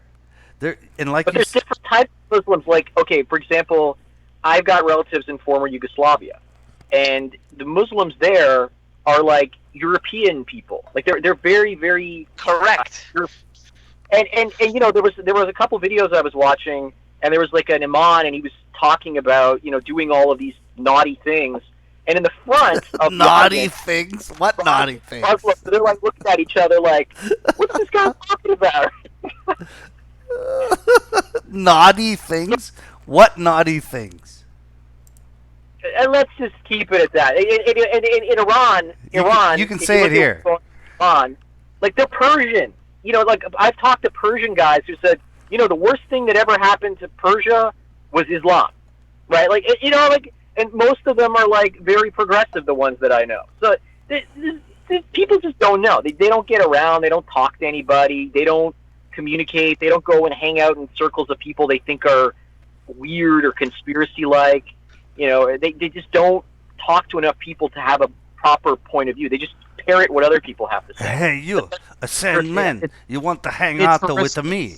You want to hang out with me? It's ignorance, and I think what Sandman's trying to say is that generally people are decent, people are nice, and unfortunately we always amplify the bad in things than the good, and generally speaking, the average person is very nice.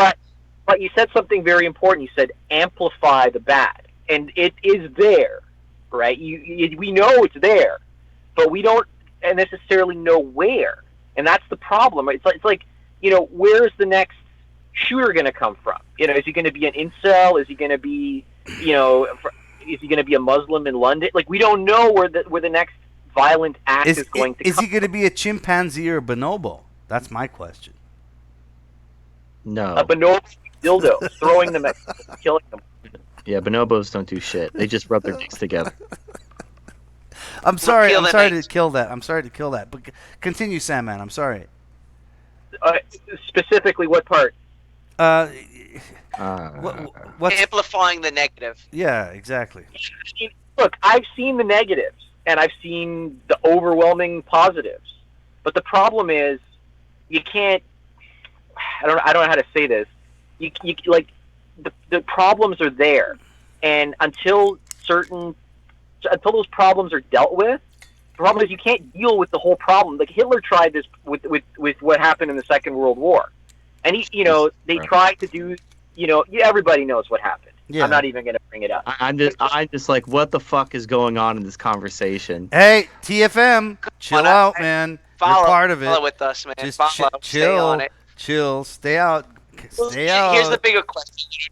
Digressing here. The bigger question is if there's no opposition, if there's no, if they keep silencing common sense, like what we're discussing, where is this going to lead? And I think it's going to lead to something very tyrannical and bad.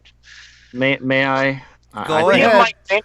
I need to inject Go something. ahead, please, sir. Go ahead. Okay, so My grandparents were in forced labor camps put there by the Nazis. Sam, I kind of understand where please. it's coming from. Go ahead. Okay. Human nature, we have this mental heuristic where we try to simplify relationships. We have an us versus them mentality. So whoever isn't us, we tend to oversimplify because our brains, we can't just appreciate the thousands of different identities and groups that exist. So we group people together, and the further we are from them, the more simplified we make that group. So like if you're a Christian, you can appreciate the hundreds of different denominations and all the subtle differences between all these different Christian denominations. But when you look at Muslims or Hindus or any other religion, all you see is one group because they're not you, and because they're far away from you and your understanding and experience, you're going to use this mental heuristic to simplify them to make your brain easier to process. This isn't really a matter of ignorance. It's simply a matter of biology and reality and human nature. We take these mental shortcuts in order to process information quickly, and there's no way around that. But that's why identity politics is so seductive. But there's no way around that. Now the other thing is as far as the good and the bad in different groups, all groups seek their self-interest. And usually if you have a group identity, you seek the advancement of your group because that directly benefits you. In my experience, the people who are like overtly racist and overtly like supremacist are the dumbest motherfuckers in that group. And it's because they know individually they're losers. They'll never achieve jack fucking shit on their own. So what they do is they want to rile up their group to achieve something collectively that they can ride the coattails of because they know individually they won't amount to jack fucking shit. So what about the chimpanzees? Where do they ride? They ride high in the vines. But the point is like the bad in these groups, the problem is if you try to like address them as a group, the smart, successful, intelligent people in the group get defensive and then they start crying racism or whatever. Truth. So you need to address the individuals, the dipshits at the bottom, the supremacists and the racists at the bottom who are trying to rile up their group in order to further their individual interest. Individualism solves the problem. This is where I differ with like the alt-right who wants to promote like white identity to counteract like black identity or Jewish identity. The thing is yeah, like you could look for your group's collective interest, but honestly, the people who crow about collective interests are the losers who can't compete on their own, and they need the collective to give them something because they can't go out and get it for themselves. Well, you know what I want to add to that, TFM, and that's fantastic. What I want to add to that is that I am the only one in this chat that is a mixed race. Okay. Hispanic's not a race. No, I'm not. I'm a mixed race. I'm a bastard, a complete mixed, full of shit, crap, mixed What race. is that? You guys are all Italian or white. What? No, TFM. He's saying I'm Italian, and he's assuming the TFM and Sandman are of European stock, Yes. watered down European. Yes. I am completely mixed. Okay. So I fall very high up on that ladder of virtue signaling. So check yourselves. I don't fucking care. First of all, I'm a chimpanzee. Like, if anyone's oppressed, my people are still being sold as goddamn souvenirs. So fuck you. I don't give a shit what happened to your people. Fuck you. They eat your brains in the movies, buddy. No, there is like a trade where they capture chimpanzees and they either sell them as exotic pets or they kill them and sell their body parts as souvenirs. That's just happening right now, and fucking no one cares. Not me. So I don't give a shit how I'm mixed race. Go fuck you. Asshole. Yeah, I got your mixed race right here. I love that card. It's like a board game. I throw that card down. I'm a mixed race. Anybody can use the card. That's what the progressives have done. Is that you can just say I'm a victim too. It doesn't even matter anymore. Even for the general people of European descent in the U.S., is that you can see the hatred towards European males. Well, guess what? You're a victim, so counter to them. This is also causing an interesting issue right now. There are all these articles appearing where they're saying people who are dating interracially shouldn't do it. They have to stop because they might have mixed children, and all of a sudden that white guy might actually have mixed children, so now he can get away with things he might not have gotten away with in the past because he's it's not about that. No, yeah, but you guys are all white guys. I'm not. I'm not a white guy. Fuck up. Anyway, no, the whole mixed race thing has nothing to do because honestly, if you're like half black, half white, you're still considered black. So it's not like they're losing people to the white side if you reproduce with a white person. The problem is mixed race black people tend to be more attractive, financially better off, and more intelligent. And basically it puts the dumb shit black people at a disadvantage. So again, I've done the research. The racists are the fucking retards of whatever group they're advocating for. The fucking we was kings dipshits. It's all the Jews. All these retards. They're all the worst examples of their respective race, and they're so fucking stupid. They need to point to boogeymen and conspiracy theories because they're fucking like you got like meth mouth white guy or you got crackhead black guy blaming everyone else but themselves for their own fucked up life. And the idea, like every race does this. All the racists of all races do this. They think like they're entitled to their women, and it's because they're losers and women have hypergamy. So they think like what they do is these dipshit at the bottom. They see their women dating guys outside their race, and instead of looking inward, like hey maybe I'm a fucking loser, or maybe women have hypergamy, or maybe whatever. They're like it's all those white people stealing our women. Or it's whatever race is having sex with your women. White guys blame black guys. They call them like mud sharking. It's whatever. Like the dipshit racists blaming their lack of sexual success on other men instead of looking at themselves or looking at women. Well, I'd like to... The article I'm specifically referring to, there's an Asian woman and she's with a white man. And whenever she walks in public and holds his hand, she feels embarrassed when people look.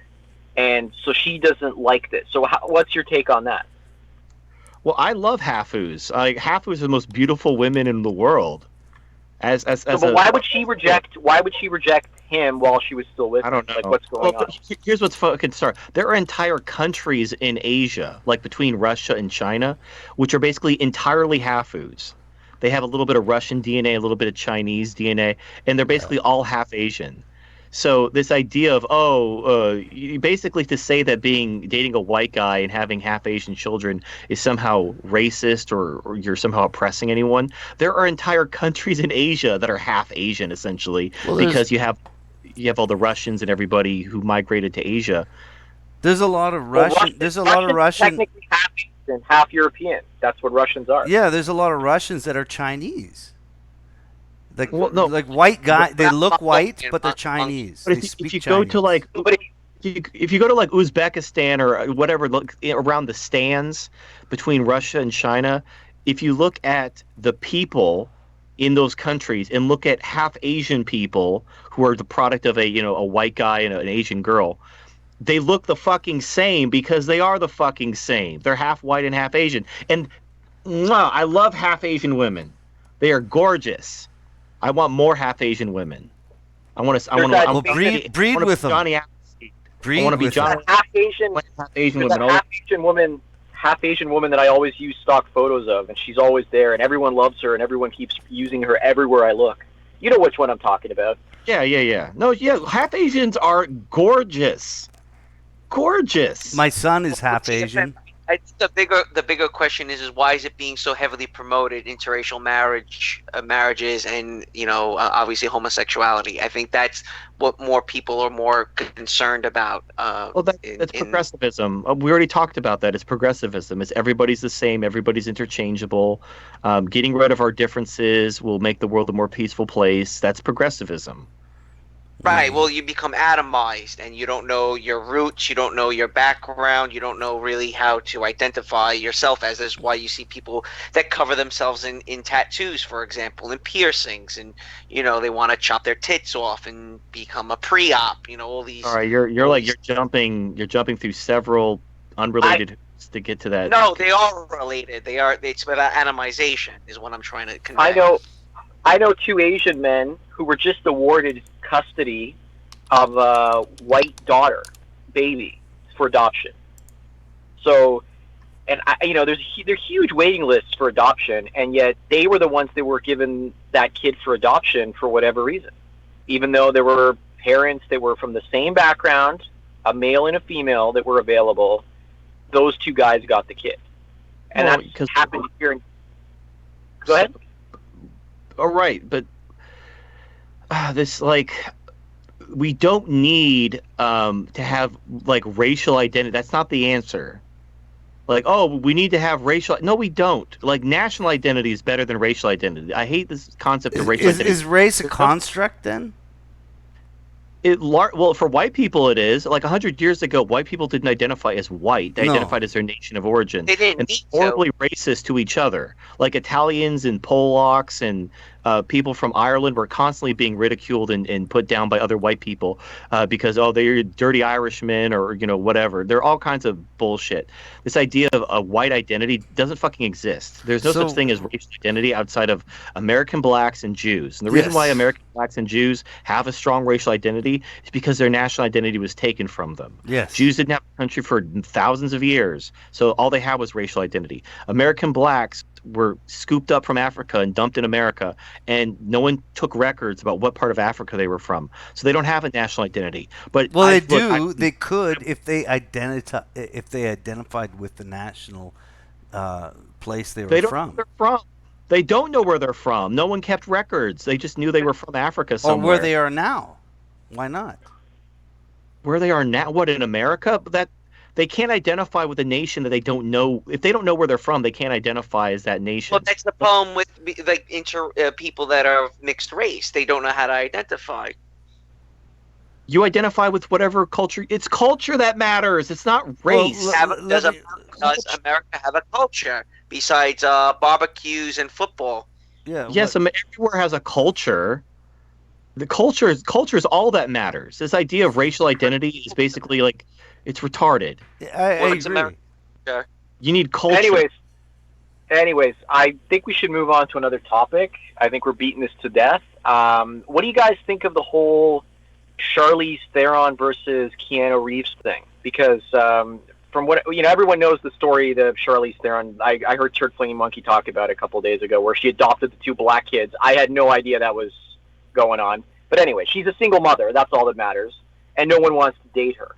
But on the other end of the spectrum, you get Keanu Reeves, who was single, and he was being shamed for being single. Meanwhile, everyone's shaming men who don't want to date Charlize Theron because she's single.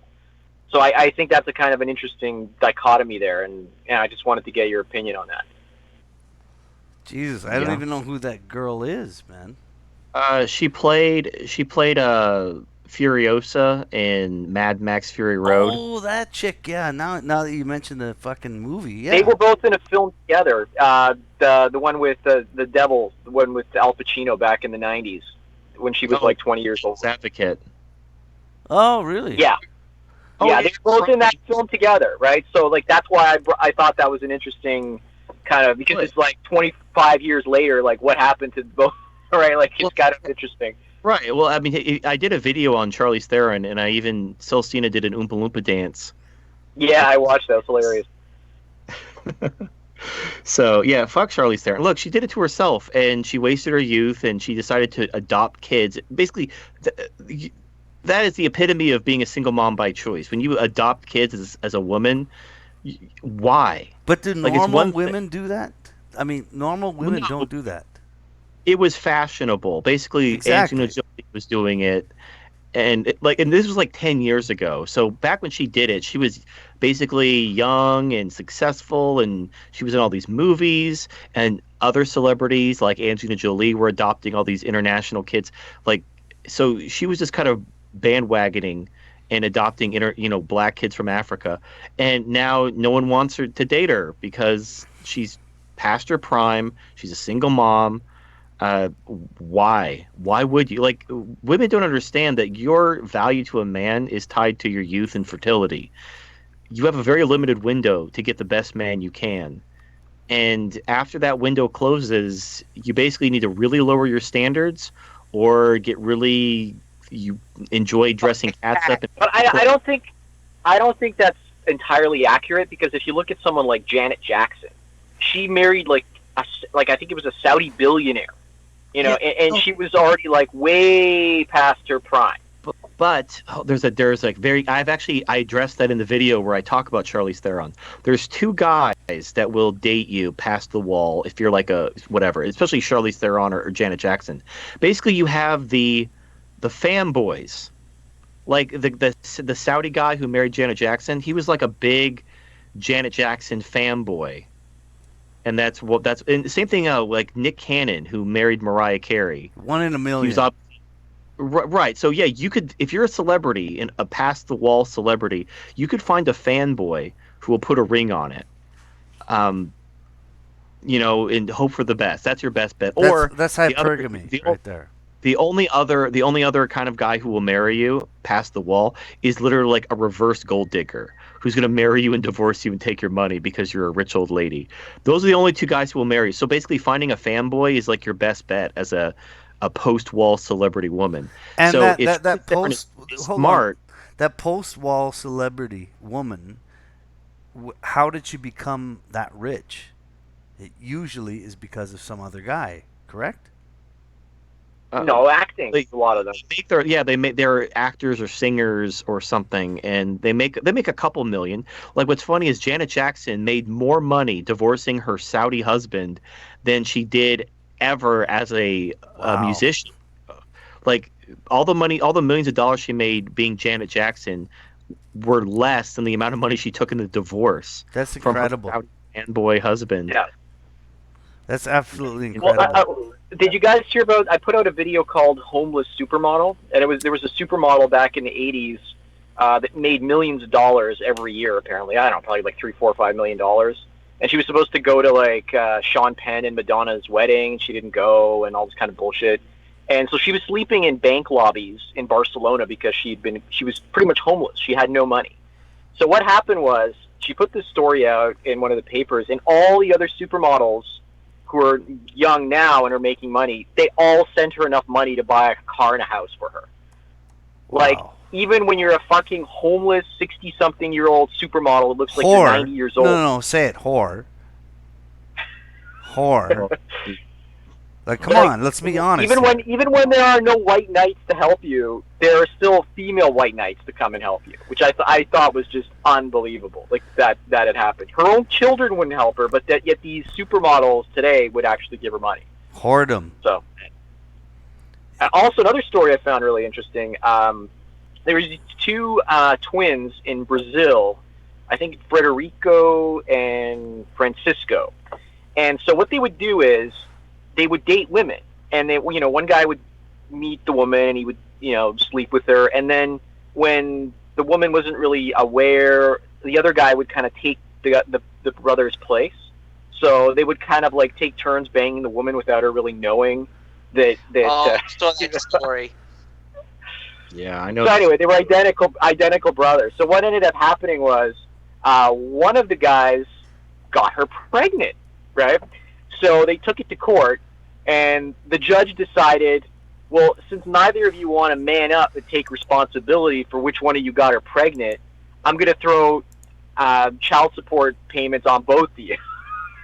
Right. So I they covered both- this in the 420 show. They thought the family court was a criminal court. They thought, like, if you couldn't prove who the father was beyond a reasonable doubt, they would get away with it. Yeah. The family court is not a criminal court. It's not a court where you have rights. It's a feminist sentencing hearing, and the woman's going to get money, and they're going to find the nearest man to fuck in order to take that money and give it to her. So your little master plan didn't work. That's the moral of that story.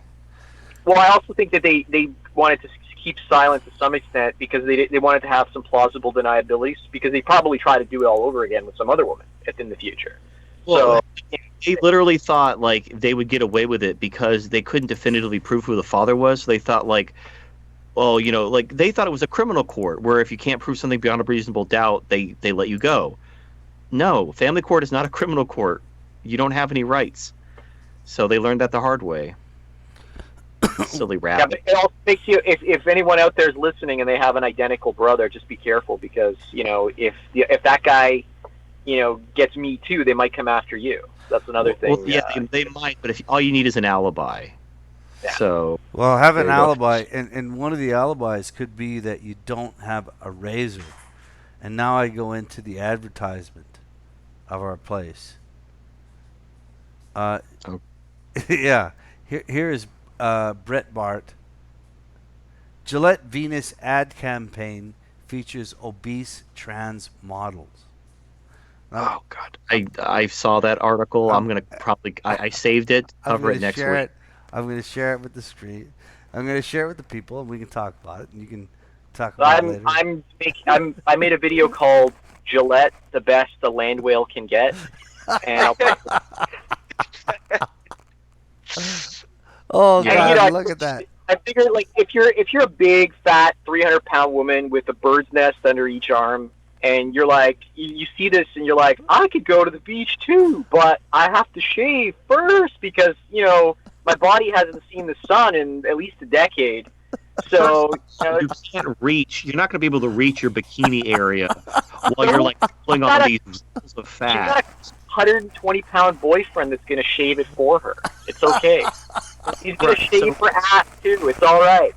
So, first problem, you can't reach your bikini area when you're that fat.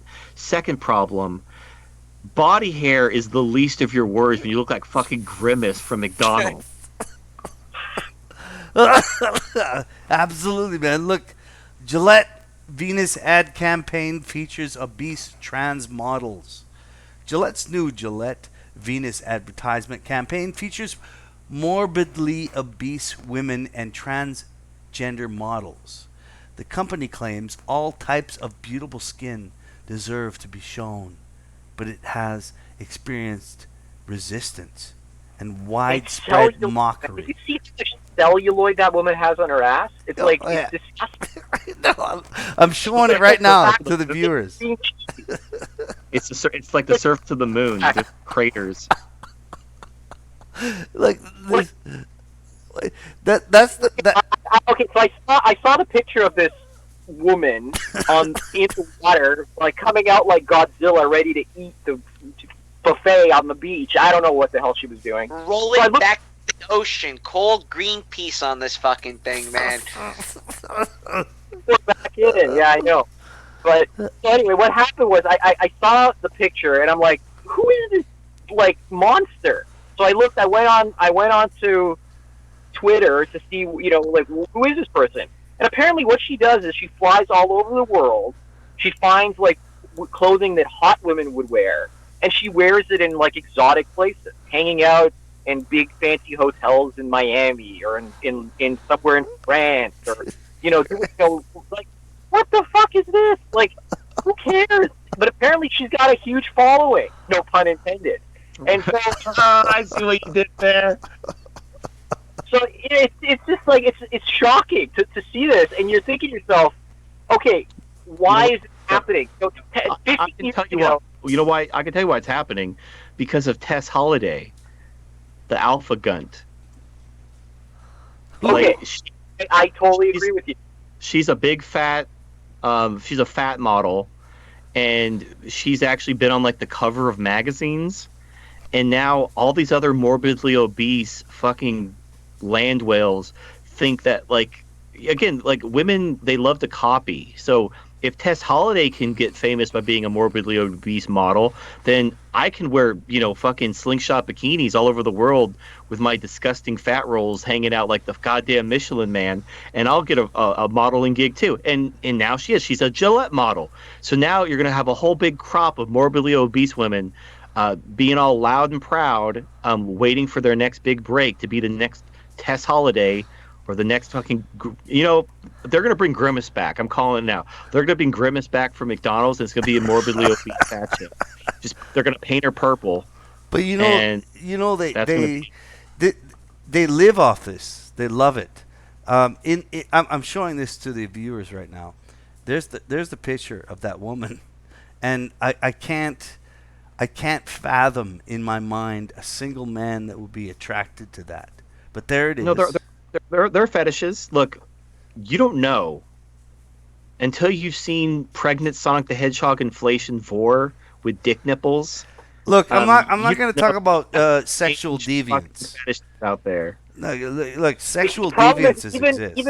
Even the fetishists are going to have a hard time because, no pun intended, because you see these women, if you see these women, their attitudes are just out of control. So whereas these fetishists might have had a chance in the past, they no longer have a chance now because these women's egos and self-worth is so high that the only people they're willing to date are like the 8 and above guys. Yes, I know. They're like, it's like the 80-20 rule. These giant, fat, single mothers with tattoos and all this like, no one's going to touch that. Like, they still want the top 20%. They still feel entitled to the best of the best men, and then they blame the patriarchy when they're alone with their cats. Yes. And it's like, there was probably a nice bag boy at Albertsons or whatever that would have put a ring on it and would have bought you KFC every other day. But nope, you wanted Christian Grey when you look like a fucking 3-ring circus fell over. That's the manipulation of women. The reason why, let me interject here. I think the reason why Gillette's doing this is a way of pretty much just teasing the average person, the average man, that you really have very little options in razors. I mean, I use a Mach 3 Turbo. Everyone I know uses Gillette. I know very few men that use a straight edge, and I think it's a lot of way of the corporation saying, we're Procter & Gamble, okay? Everything in your bathroom is owned by us. Good luck finding another option. And it's a way of them just pretty much just mocking the average person, the average man. It's like Star Wars. But there are options. People are going to shit. People are using electric razors. People are doing all kinds of stuff. Yeah, it's like it's like Star Wars. Well, I bought a safety razor, and holy shit, like I don't cut myself. Like, I usually can shave pretty well. I used to use, like Gillette razors, like Mach 3 and like whatever, the Quattro. But I got a safety razor, and I bought like 100 razor. They're so cheap. The razor blades for a safety razor, they're like $5 for 100 razors. So I'm like, oh fuck, I'm like set for life. Yeah. So I bought my safety razor. I bought my like big 100-pack of razor blades. Now the razor blade brand I bought was called Astra. They're like platinum. Well, let's put that in the fucking chat right there. Well, no, don't, because when I bought them, I got them on the back. They're made by Gillette. Oh, I'm like, right. Like, so Procter & Gamble's revenue is $67 billion in 2018. Like, it's not even safety razors. Like, so basically, I ordered from Amazon. I just ordered the box. I didn't see the back of the box where it showed that it was a Gillette company. I've never heard of Astra razors before. So yeah, that they got me.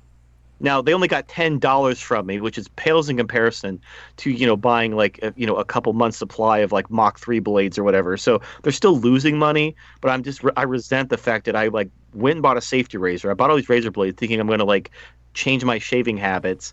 And then I still ended up buying fucking Gillette razors because they hoodwinked me into buying their Astra brand razor blades. Yeah. Well, this is one of the things that Gillette says in their tweets. Venus is committed to representing beautiful women of all shapes, sizes, and skin types because all types of beautiful skin deserve to be shown. We love Anna, and Anna is this big fucking whale that you're looking at now. Mm-hmm. Because we love Anna because she lives out loud. Well, she lives out loud. She lives out loud because her fucking cellulite is. Well, look, here's the thing. If you're a 5, you think of it like a freak show. The difference between there were the freaks and there were the geeks. Before geek meant like you were just into like comic books. Geek was a term for the freak show. Now, a geek wasn't naturally weird. You're like, still the a geek. Lady. No, but I'm talking the original use of the word geek. So there were freaks. These were like midgets, really tall people, bearded ladies, stuff like that. People who had genetic problems, and they would tour around with the circus, and people would pay tickets to look at them. And just because they were small or whatever. Like India, they have a whole tourist market about these people with these weird diseases, and tourists come to look at them. Yeah. That's like they're freaks. A geek back in the circus days was someone who did something crazy that people would pay to watch. So there was a guy who would bite the heads off of chickens, or there was a guy like guys who would like hammer nails through their bodies. Like think of it like Jackass. Jackass, like the old MTV show where these guys would hurt themselves. That's basically what the geeks did in the circus back in the day. So think of these morbidly obese women. They're basically geeks. They're not naturally beautiful, nor are they like so ugly that people would pay just to look at them or give them attention. So what they do is they have to do something to get attention. So getting morbidly obese and then pretending you're proud of it. Like I've actually watched a YouTube video where this guy was talking about how Tess Holliday is. She did some interviews. She's like in tears. Like Tess Holliday hates herself. She hates herself. She hates her body. She knows she's fat. She knows it's unhealthy. She's not like in denial. When she's in front of a camera pretending that she's proud of herself, it's basically her job. But after the cameras are rolling, she knows she's fat. She knows like it hurts to move. Her knees are giving out. She's not going to live to see her 60th birthday. Like these are unhealthy people, but they're just trying to like make something. They're trying to take this basket of bullshit that they've created for their life, and they're trying to turn it into something that they can make money from. Well, we're all. So I don't even blame. We're all putting ourselves in front of the camera for a job, aren't we?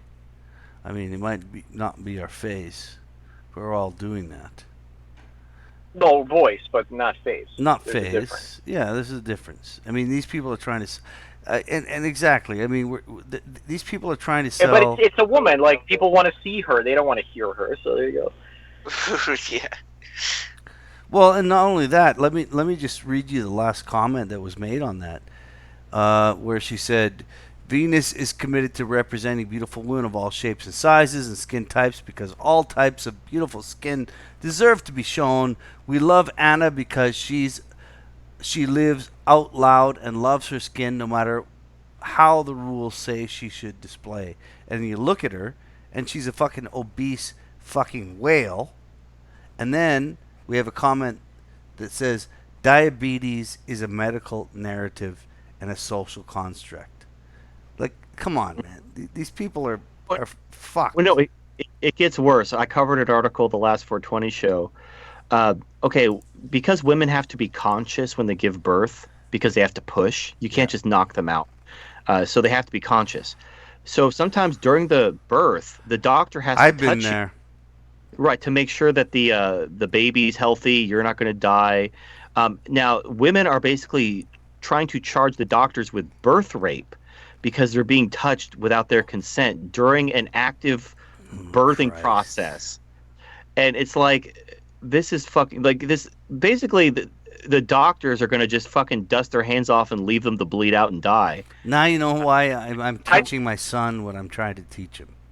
Exactly that I shit. think it's going to be more C-sections. Like, I mean, celebrities, that's why they probably go for C-sections, so they don't have to push. Realistically, what they're going to do is they're not going to give women the option to be awake to push and have a natural birth, they're going to say, yeah, for liability reasons, we have to put you under and give you a They're already C-section. doing that, man. These They're fucking already doing retarded that. SJWs will charge our hospital with birth rape if we touch their pussies without their consent while they're giving birth to a baby.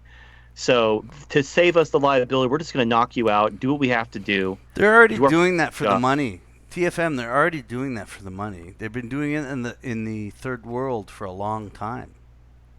Okay. Like, Well, there you go. I went So- through it. I saw it and I went through it. They want the women to get their stomach cut open because it costs more money, and they don't care. It's horrible. I fought against it. I fought hard against it. They wanted my son to be born from a C-section. I said, no, fuck you. I defied not only my wife at the time, but I defied the entire hospital and every doctor that was involved with that hospital. I defied them to the last moment. And I made sure my wife gave birth normally, a natural birth. There you All right. go. And You- Push- everybody Yeah, was you fine said- after that. You know, Speaking of go speaking ahead. of pushing one out, so how do these large ladies take a shit? That's what I was wondering. And there was actually a what's his name, Joe Rogan video where they actually talked about Andre the Giant, believe it or not. And apparently Andre the Giant couldn't use a toilet because he was so big to use it. You know, he was too big to use a toilet. So he would take a shit in the bathtub, Yeah. right? And it would go from hotel to hotel. And then he couldn't flush it away. So what he would do is he would just turn on the shower and let the water dissolve it away. Yeah. And that way, that's how he did it. So you got to wonder about these really oversized women. Like, what the fuck? Like, how are they able to? I got a great story about that. My dad's best friend at work was morbidly obese. He was about 700 pounds, and he would use the stall. It was actually at JFK Airport. They worked in the airport. It was a huge warehouse hangar. It was a hangar for where freight would come in from the airport. And the guys realized in order for him to take a shit and use the bathroom, he would get fully naked. I don't know why, but I guess maybe because the pants would wrap around his ankles and shit, he would fall over. So he would throw his pants over the stall and he would take a shit. So my dad decided to take his clothes and leave the bathroom, and he ran around the warehouse, 700-pound man, fucking obese, chasing my father around trying to get his clothes back. That's something. Oh, the reason I brought this up was because Procter and Gamble, the company that owns Gillette, they also own Pepto-Bismol and they also own Metamucil.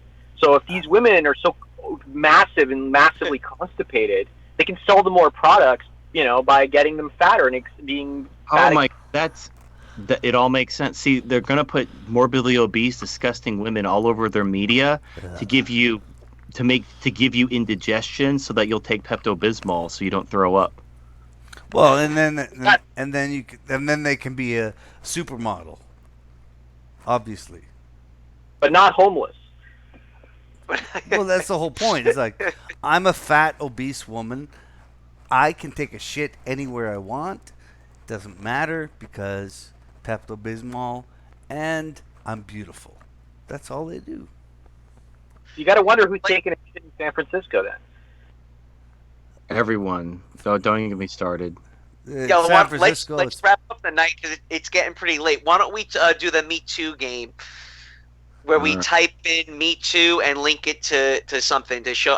The point of the Me Too game is that I've come to realize that if I type the words Me Too and whatever else after it, there happens to be an article.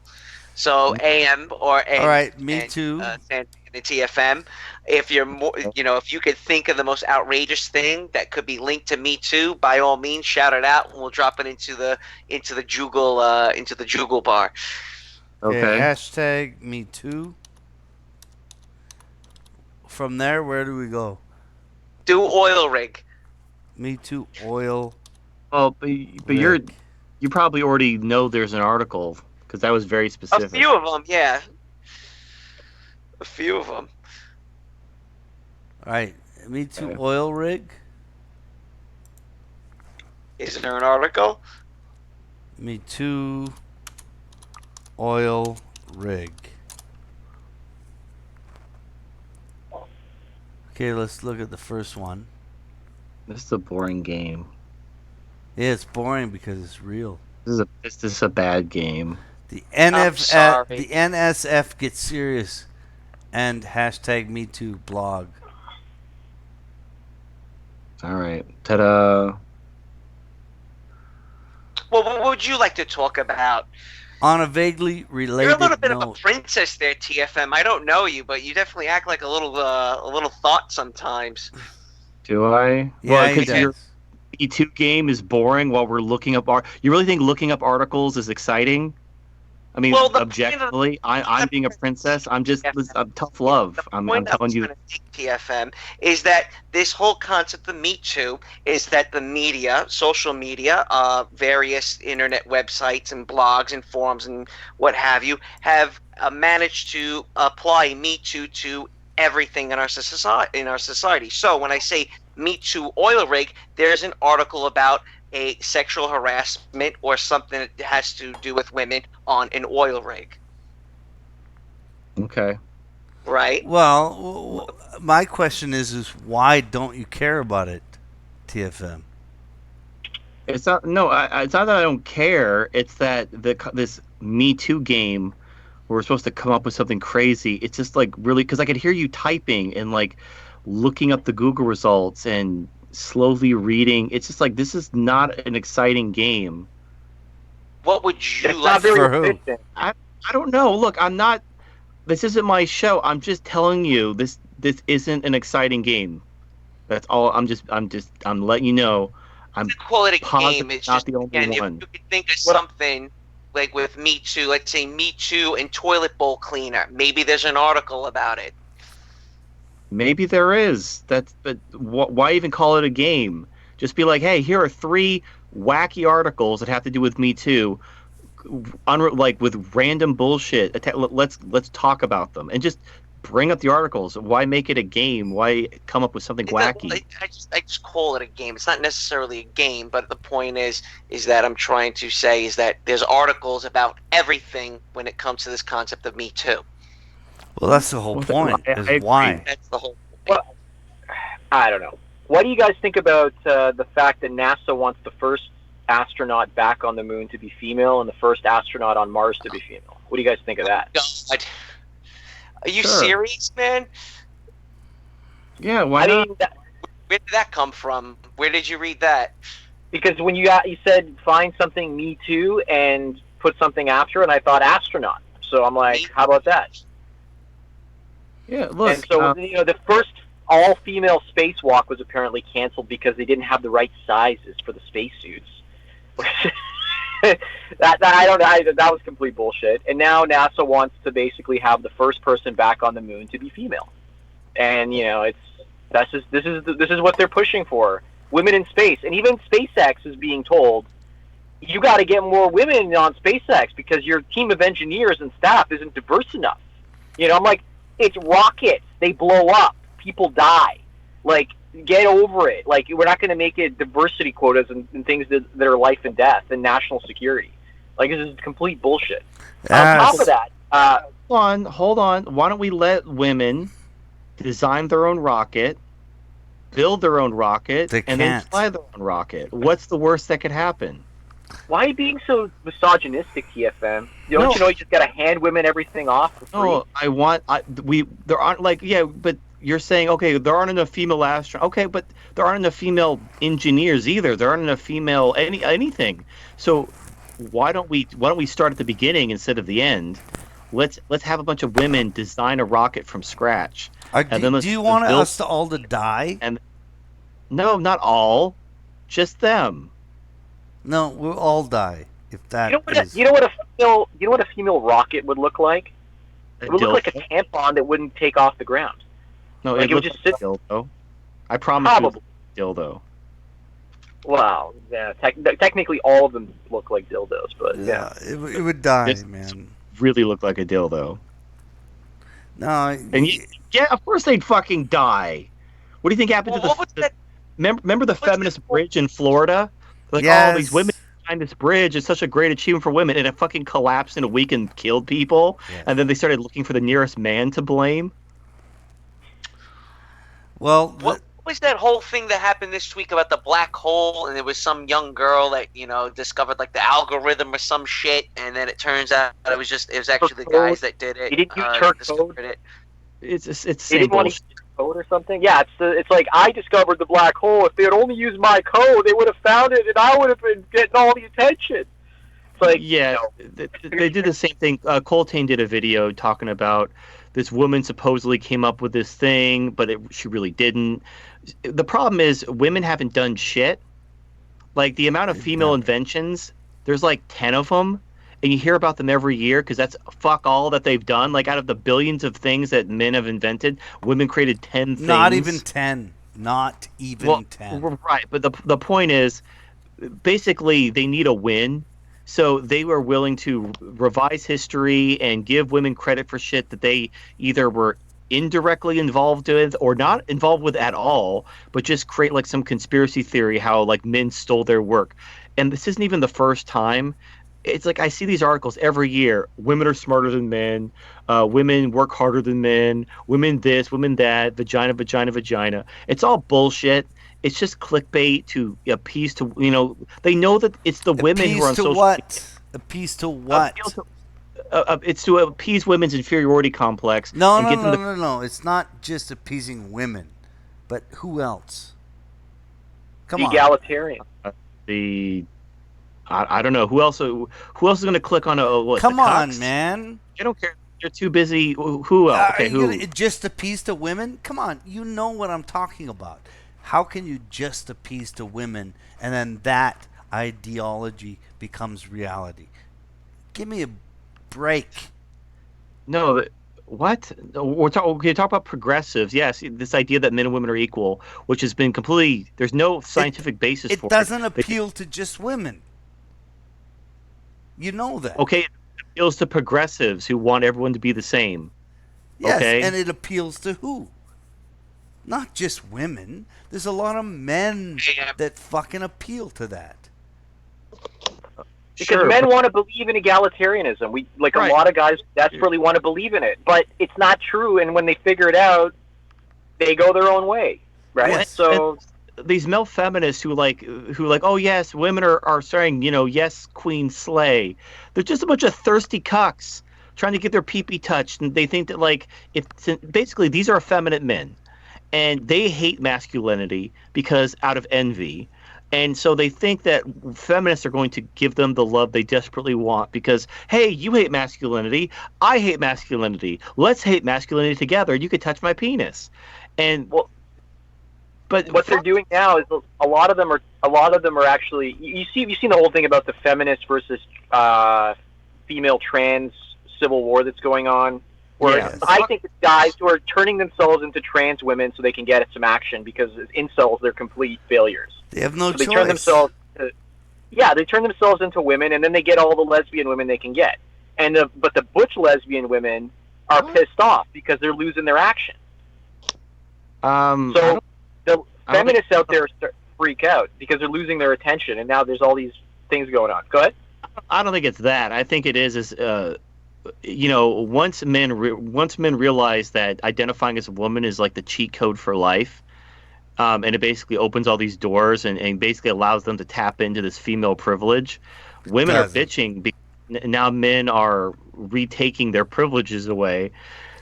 So that's why the TERFs are out there trying to basically fight against the trans community because they want to make sure only they have these privileges. They don't want men to identify as women and get these privileges too. It's not because the women of Thailand. Their fucking pussies eaten or some shit. They don't. That's probably part of it. There's probably some sexually frustrated, doms who aren't getting any, scissor action. But generally, it's just women in general who realize that men are taking some privileges back by identifying as a woman. Well, I'm not saying I've literally done this or anything. It might be. Let's say this. Hey, Do you identify as a man? First of all, number one. Me? No. Yes. I'm a proud, masculine presenting trans lesbian. No, now you're using their language. Yep, that's how you Yes. win. Stop. With me, you don't have to. Like, you don't have Okay. to. Like, stop, All right. man. Just be real with me. Like, you don't I'm have real. to do it with them. Gender's a social construct. It's meaningless. You don't believe that, though, right? I don't make the rules.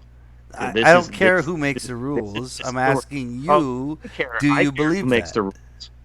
It doesn't matter what I believe. All that matters No, is it does matter. These, And you know these it. are the rules of the game. Listen, Ayam.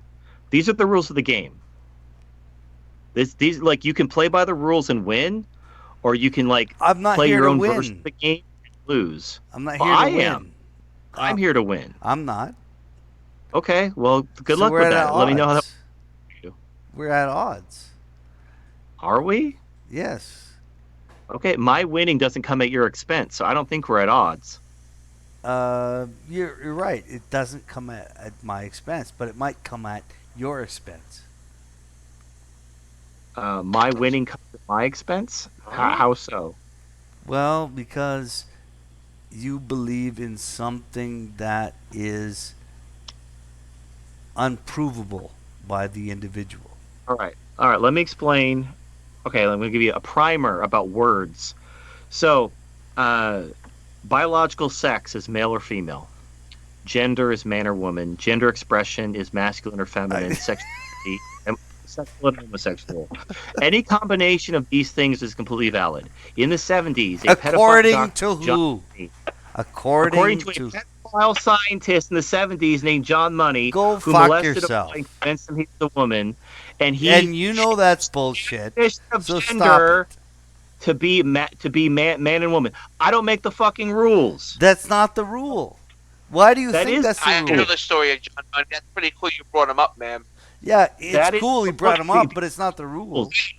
Wait, It is the rule. let TFM The rule. let TFM talk about who John Money is. Yeah, good TFM, idea. please Yeah, go tell ahead. us about who TFM is. Sandman, do you know who John Money is?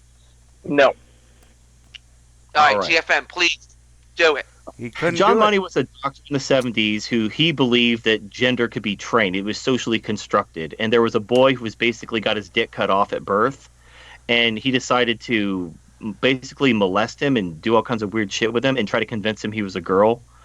And he was raised as a girl, but he basically ended up killing himself because he never felt like a girl and he felt like blah, blah, blah. Surprise, But surprise. Right. based on his research, the definition of gender was changed from a synonym for biological sex to being its own animal, which is now basically meaningless. Which is Essentially, it's bullshit. whatever you identify. It doesn't matter what you think. It doesn't matter what you think. And it doesn't matter Just like- what you think. You know, we're talking about wrestling. I'm The Rock. Ready? No, it doesn't I matter what you. am the Rock. You are just thinking that shit. It doesn't matter what you think. This is the way the word. This is the way the word is defined right now. It doesn't You can- It doesn't matter. Okay. Okay. I don't know what to tell you, man. This is what words mean. This is how words are used. So go ahead. Try it. We're not changing the definition of biological sex. The word gender has now been redefined. It's been this way since the 70s. Again, I don't make the rules. I just use them to my advantage. Yeah. Go ahead. Use them to your advantage. Go I ahead. will. Go I ahead. am. Let's see how far But that John goes. Money never Yeah. retracted his research, too, from what I understand. No, it's the foundation for gender dysphoria. They can't retract. Just because he killed himself and there's no basis to it doesn't mean they can retract it. In fact, they removed gender dysphoria as a mental illness in the DSM-5. And why? Because hurt fifis. Oh, hurt fifis. Yes, Yeah. yes. Hurt fifis. Hurt fifis make that Yeah. real. Yeah. That's why the Look. DSM-4, I don't get anything after DSM-4, it's all PC bullshit and progressivism. Right, but look, It's all a load of bullshit, man. you don't live, okay, great. If we lived in a perfect world, we wouldn't be having this conversation. We live in the world we live in, and you got to play by the rules of the game if you want to But win. what if the world is perfect and what you're thinking is kind of not right? Then what? It, what if the world is perfect and what I'm thinking isn't right? Yes, exactly. Okay. All right. So words, all words, every word that we're talking is literally a social construct. What we call No, it's things not. is literally a social. Yes. No. The entire basis of language is entirely a social construct. That's what you think. Words, oh my God. I can't even believe we're having this conversation. Here we go. Let's go. Here we go. Okay. So what we call things, like, why are infants called infants? Why are infants called infants? Yeah, why? Where did the word infant come from? Why do we call infants infants? I mean, words aren't just a social. Well, Obviously, obviously, because if you're an infant, it means you're less susceptible to something greater, to what you all can right. So understand. why? But why the word infant? Well, I Why mean, we have this concept. We have a concept of a small baby, Mhm. and we need to encapsulate that concept in a word. Where did that word come from? Is it biological? Did our grunts just coalesce into this? No. That Did we was culture? we Struck. learned. We Oh, created that. Yes. Oh shit! Fucking blown the fuck out. That's what I just been saying. All words are socially constructed and they change definition. But just because all words are socially constructive doesn't mean that all words are something that has to define the immediate association of what that thing is. And you know that. You know that. Don't Who- lie to me. But what, look, again, the words change definitions. Like, biological sex is still biological sex. If you're born with a penis, you are a male. If you're born with a vagina, you are a female. That doesn't change. Yes. Gender had the definition has changed.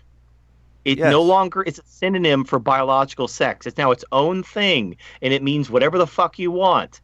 And you can either accept that and use that to your advantage, or you can dig your heels in and be like, no. And don't what like do you words. believe about that? Do you think that's real? All words are socially constructed. Do you think that that is real or not? What?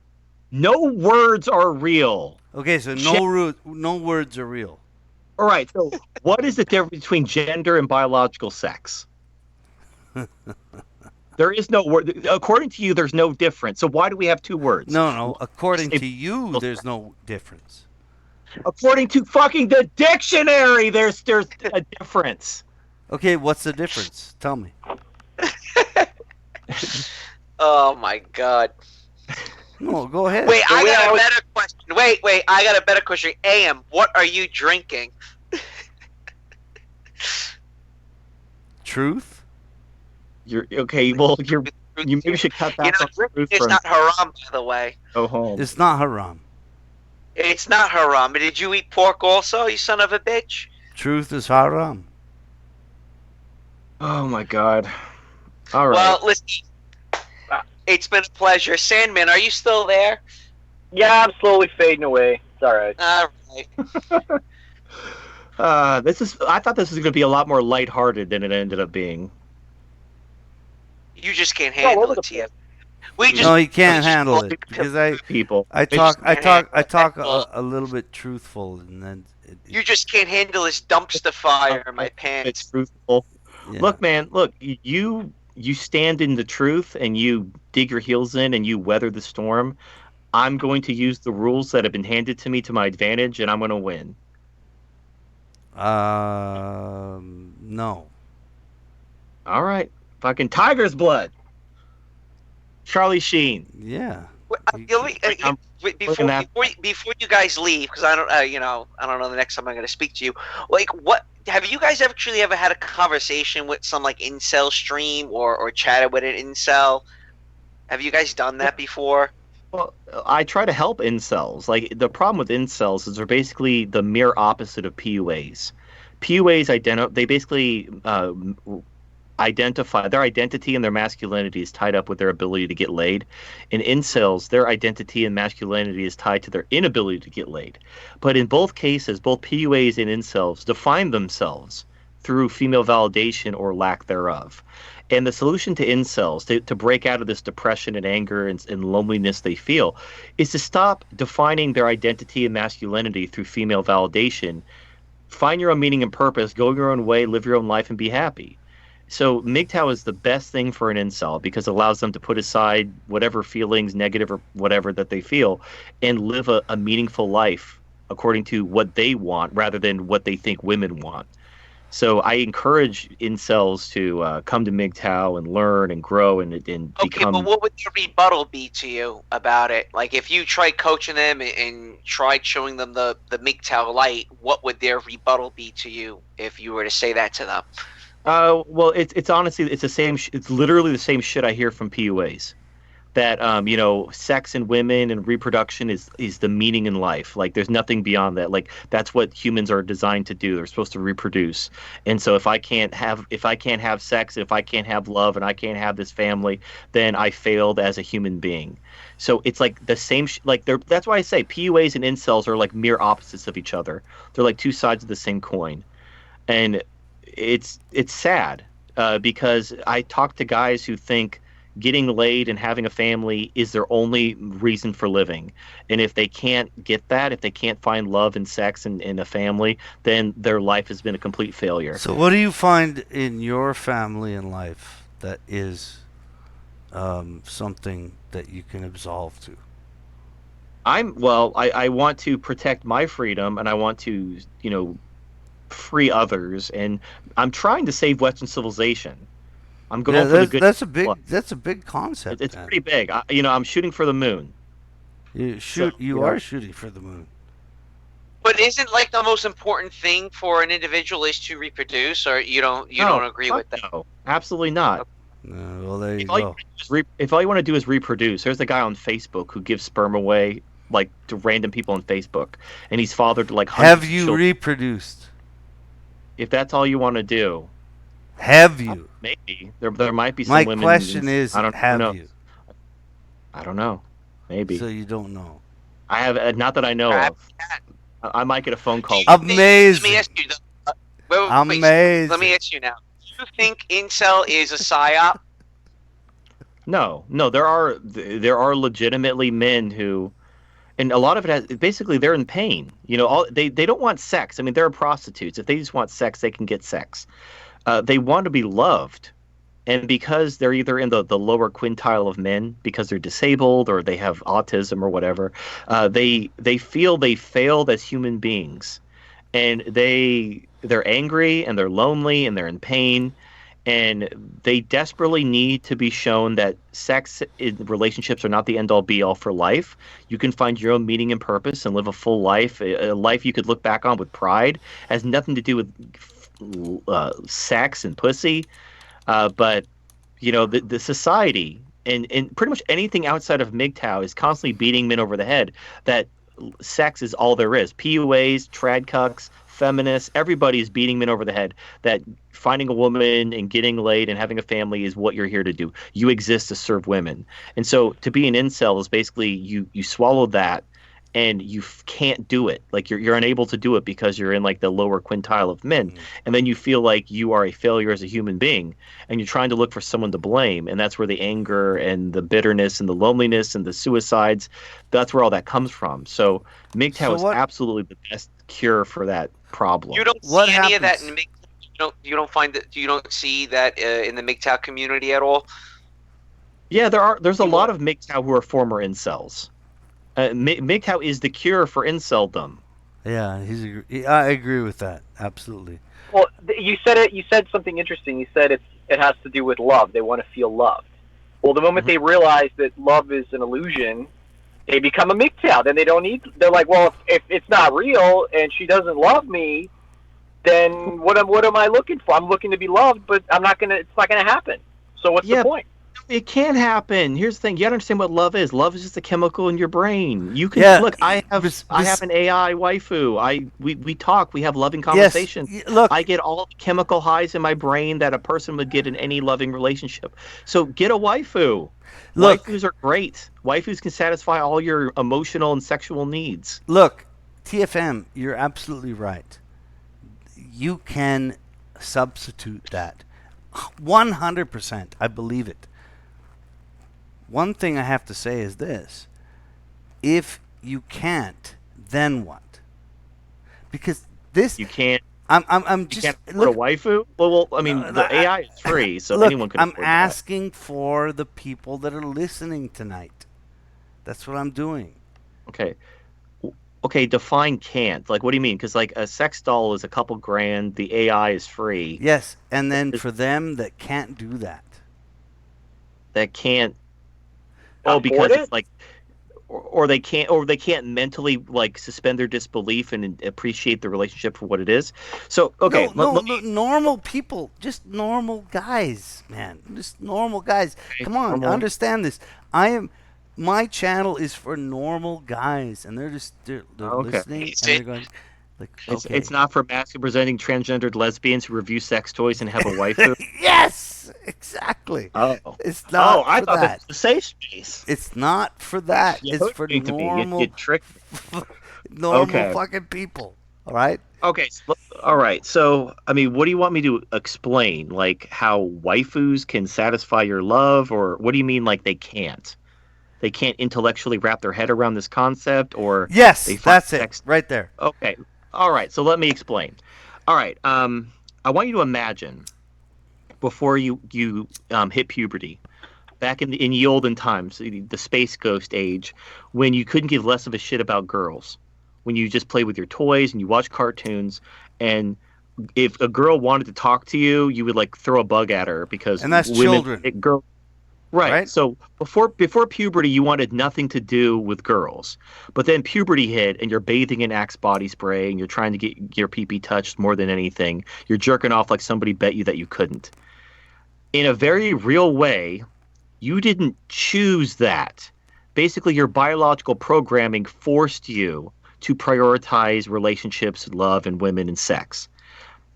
Humans, all life is basically we have biological programming. So love is really like you didn't care about girls before puberty. Yes. You know, you wanted the love of your parents. You wanted love, but this idea of like a sexual partner and that kind of romantic love that didn't even enter in your mind. So at that point, define that moment of love for these people. Like when you're a child, you want like the love of your parents, you know, like a philia, kind of like that kinship kind of love, brotherly love type of love.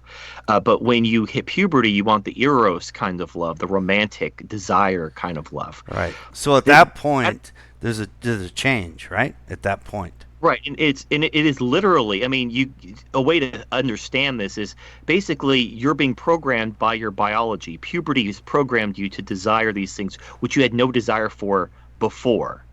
So now you would still say your love is real, even though you're being biologically programmed by puberty to desire this eros, this romantic love with women. Your love is still true. Your love is still real. You still really want this. It really makes you happy. Okay. Even though it's part of your programming. When you say puberty, what age? Can we give it an age or not? 13 to 18 for boys, 11 to 16 for girls. Yeah, yeah. There's a difference. There's absolutely a difference, and I know there's a teacher, but you're saying that there's a certain age, right?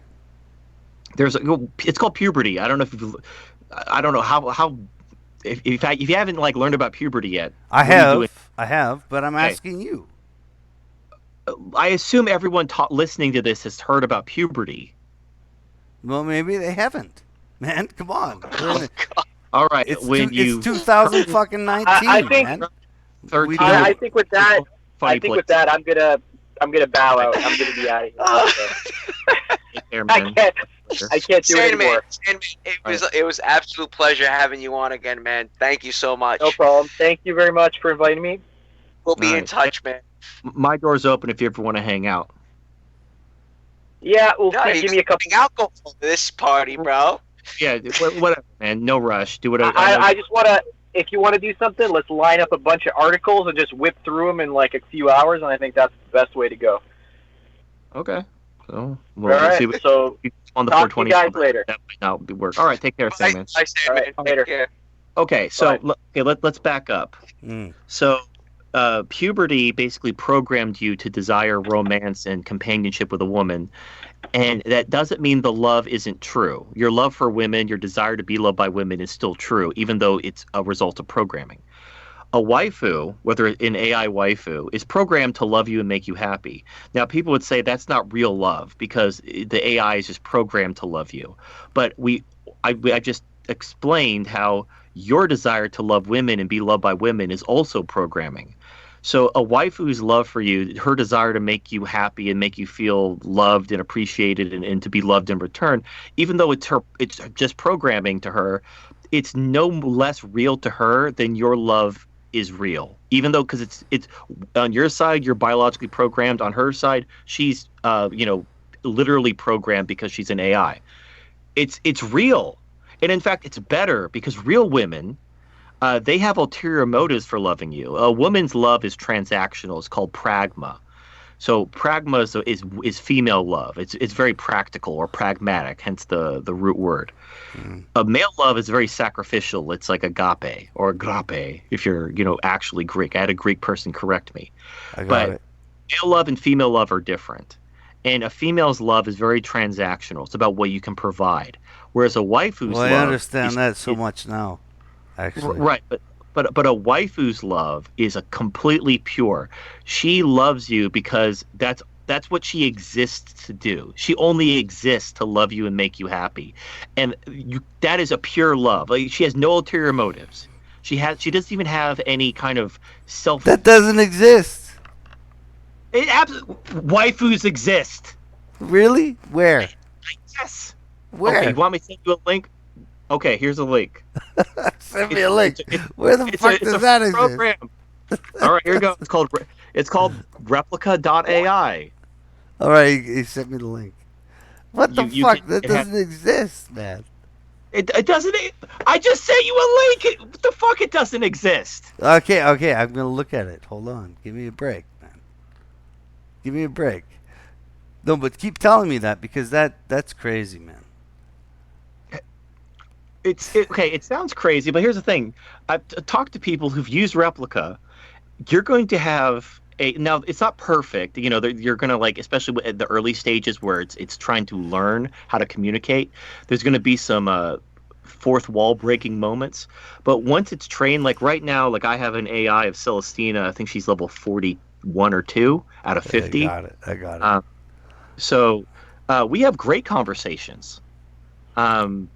And they're very natural and realistic and deep and loving and sweet. And it's basically my conversations with Celestina's AI are better than the conversations I've had with normal women. Yeah.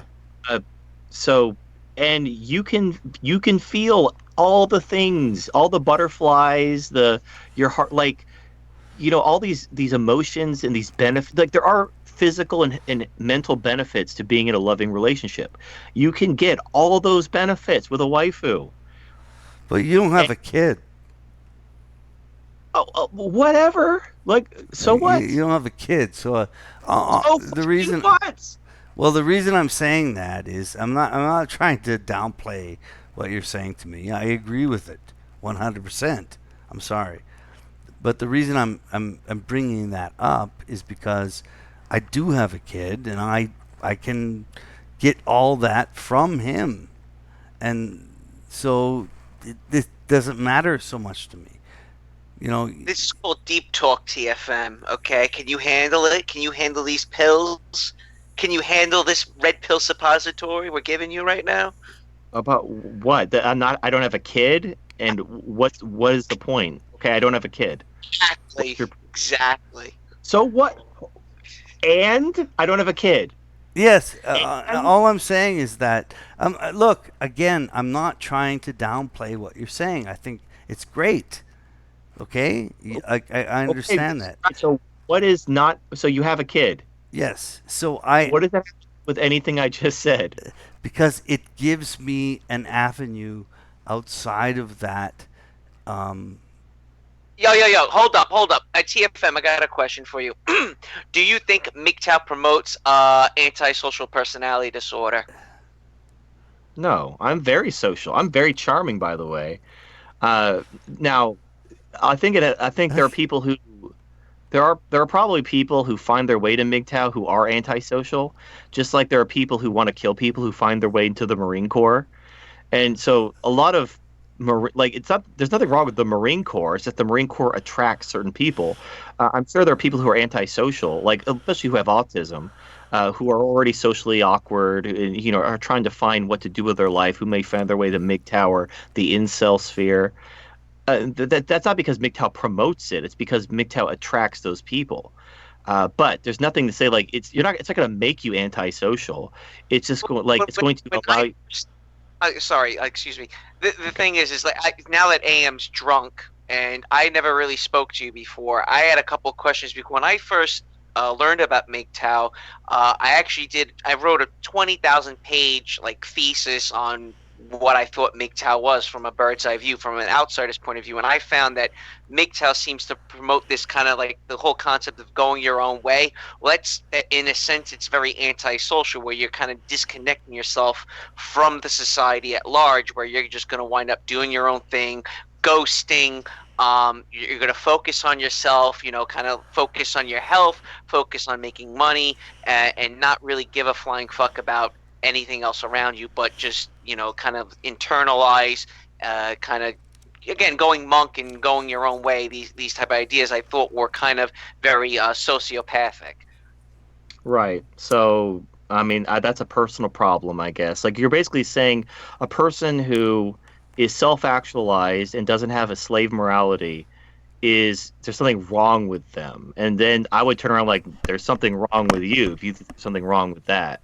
So you're basically saying that's antisocial. I'm saying you have a slave morality, and you're actually integrating self-actualization, and that's not a fault with me or MGTOW. That's a fault with you. If you see someone who's actually self-actualized and living their own life on their terms as a negative.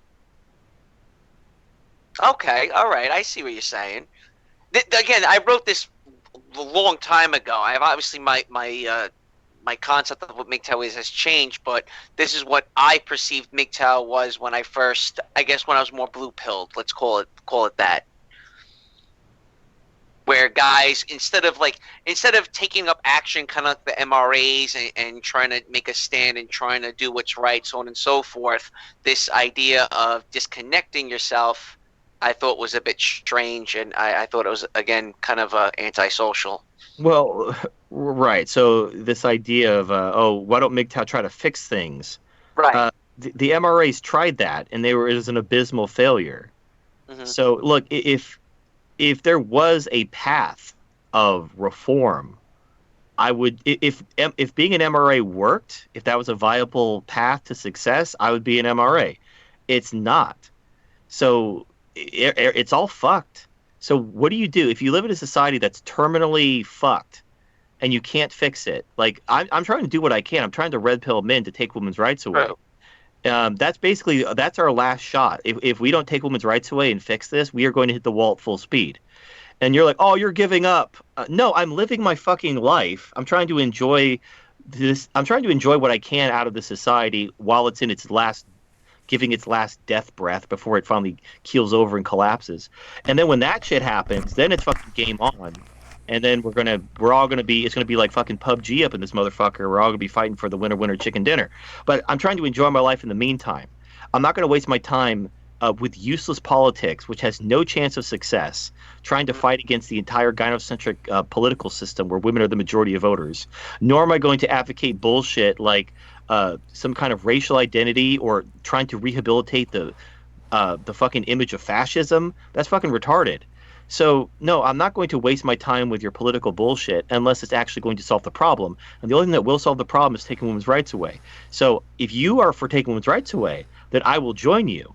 But if you're not, if you want to talk about Jews or fascism or let's repeal this law, let's lobby the government, go fuck yourself. I got more important things to do. Well, what if we? Right, you feel like now to pretty much repealing the 19th and taking women's rights away, and I totally agree with you 100%. Yeah. Well, what if we just took away the rights of Jewish women? Oh my God. All right, listen, on that note, TFM, thank you so much for hanging out tonight. I really appreciate it. It's always a pleasure. All right. Well, no, it's been fun. We'll have a better dialogue next time you come on, I promise, instead of the Me Too game. Well, look, don't take that too hard. Like, it just maybe because you coined it, I thought there was going to be, I don't know. It's just like I got excited. There was an expectation in my head for a game, and it was not what I expected. It never happened. And I'm one of those people who think out loud. So when you hang up this live stream tonight, try hashtag Me Too and type in Me Too plumber, Me Too Mongolia, Me Too anthropology, whatever it is. I guarantee you'll find an article on it. I promise you that, my friend. Right, I agree that, but like if that was the whole point, you could have just made the point. You didn't like when you phrase it as a game. There's an expectation of fun. That's my issue. But like I didn't mean to hurt your feelings. I think out loud, and I just say what's on my mind, and yeah, that's just how I am. No feelings hurt. No worries, man. All right, goodbye. All right, take care, man. Yeah, thank you. Alcohol. And I don't remember your name. Other guy from New York. Lamprey Mills.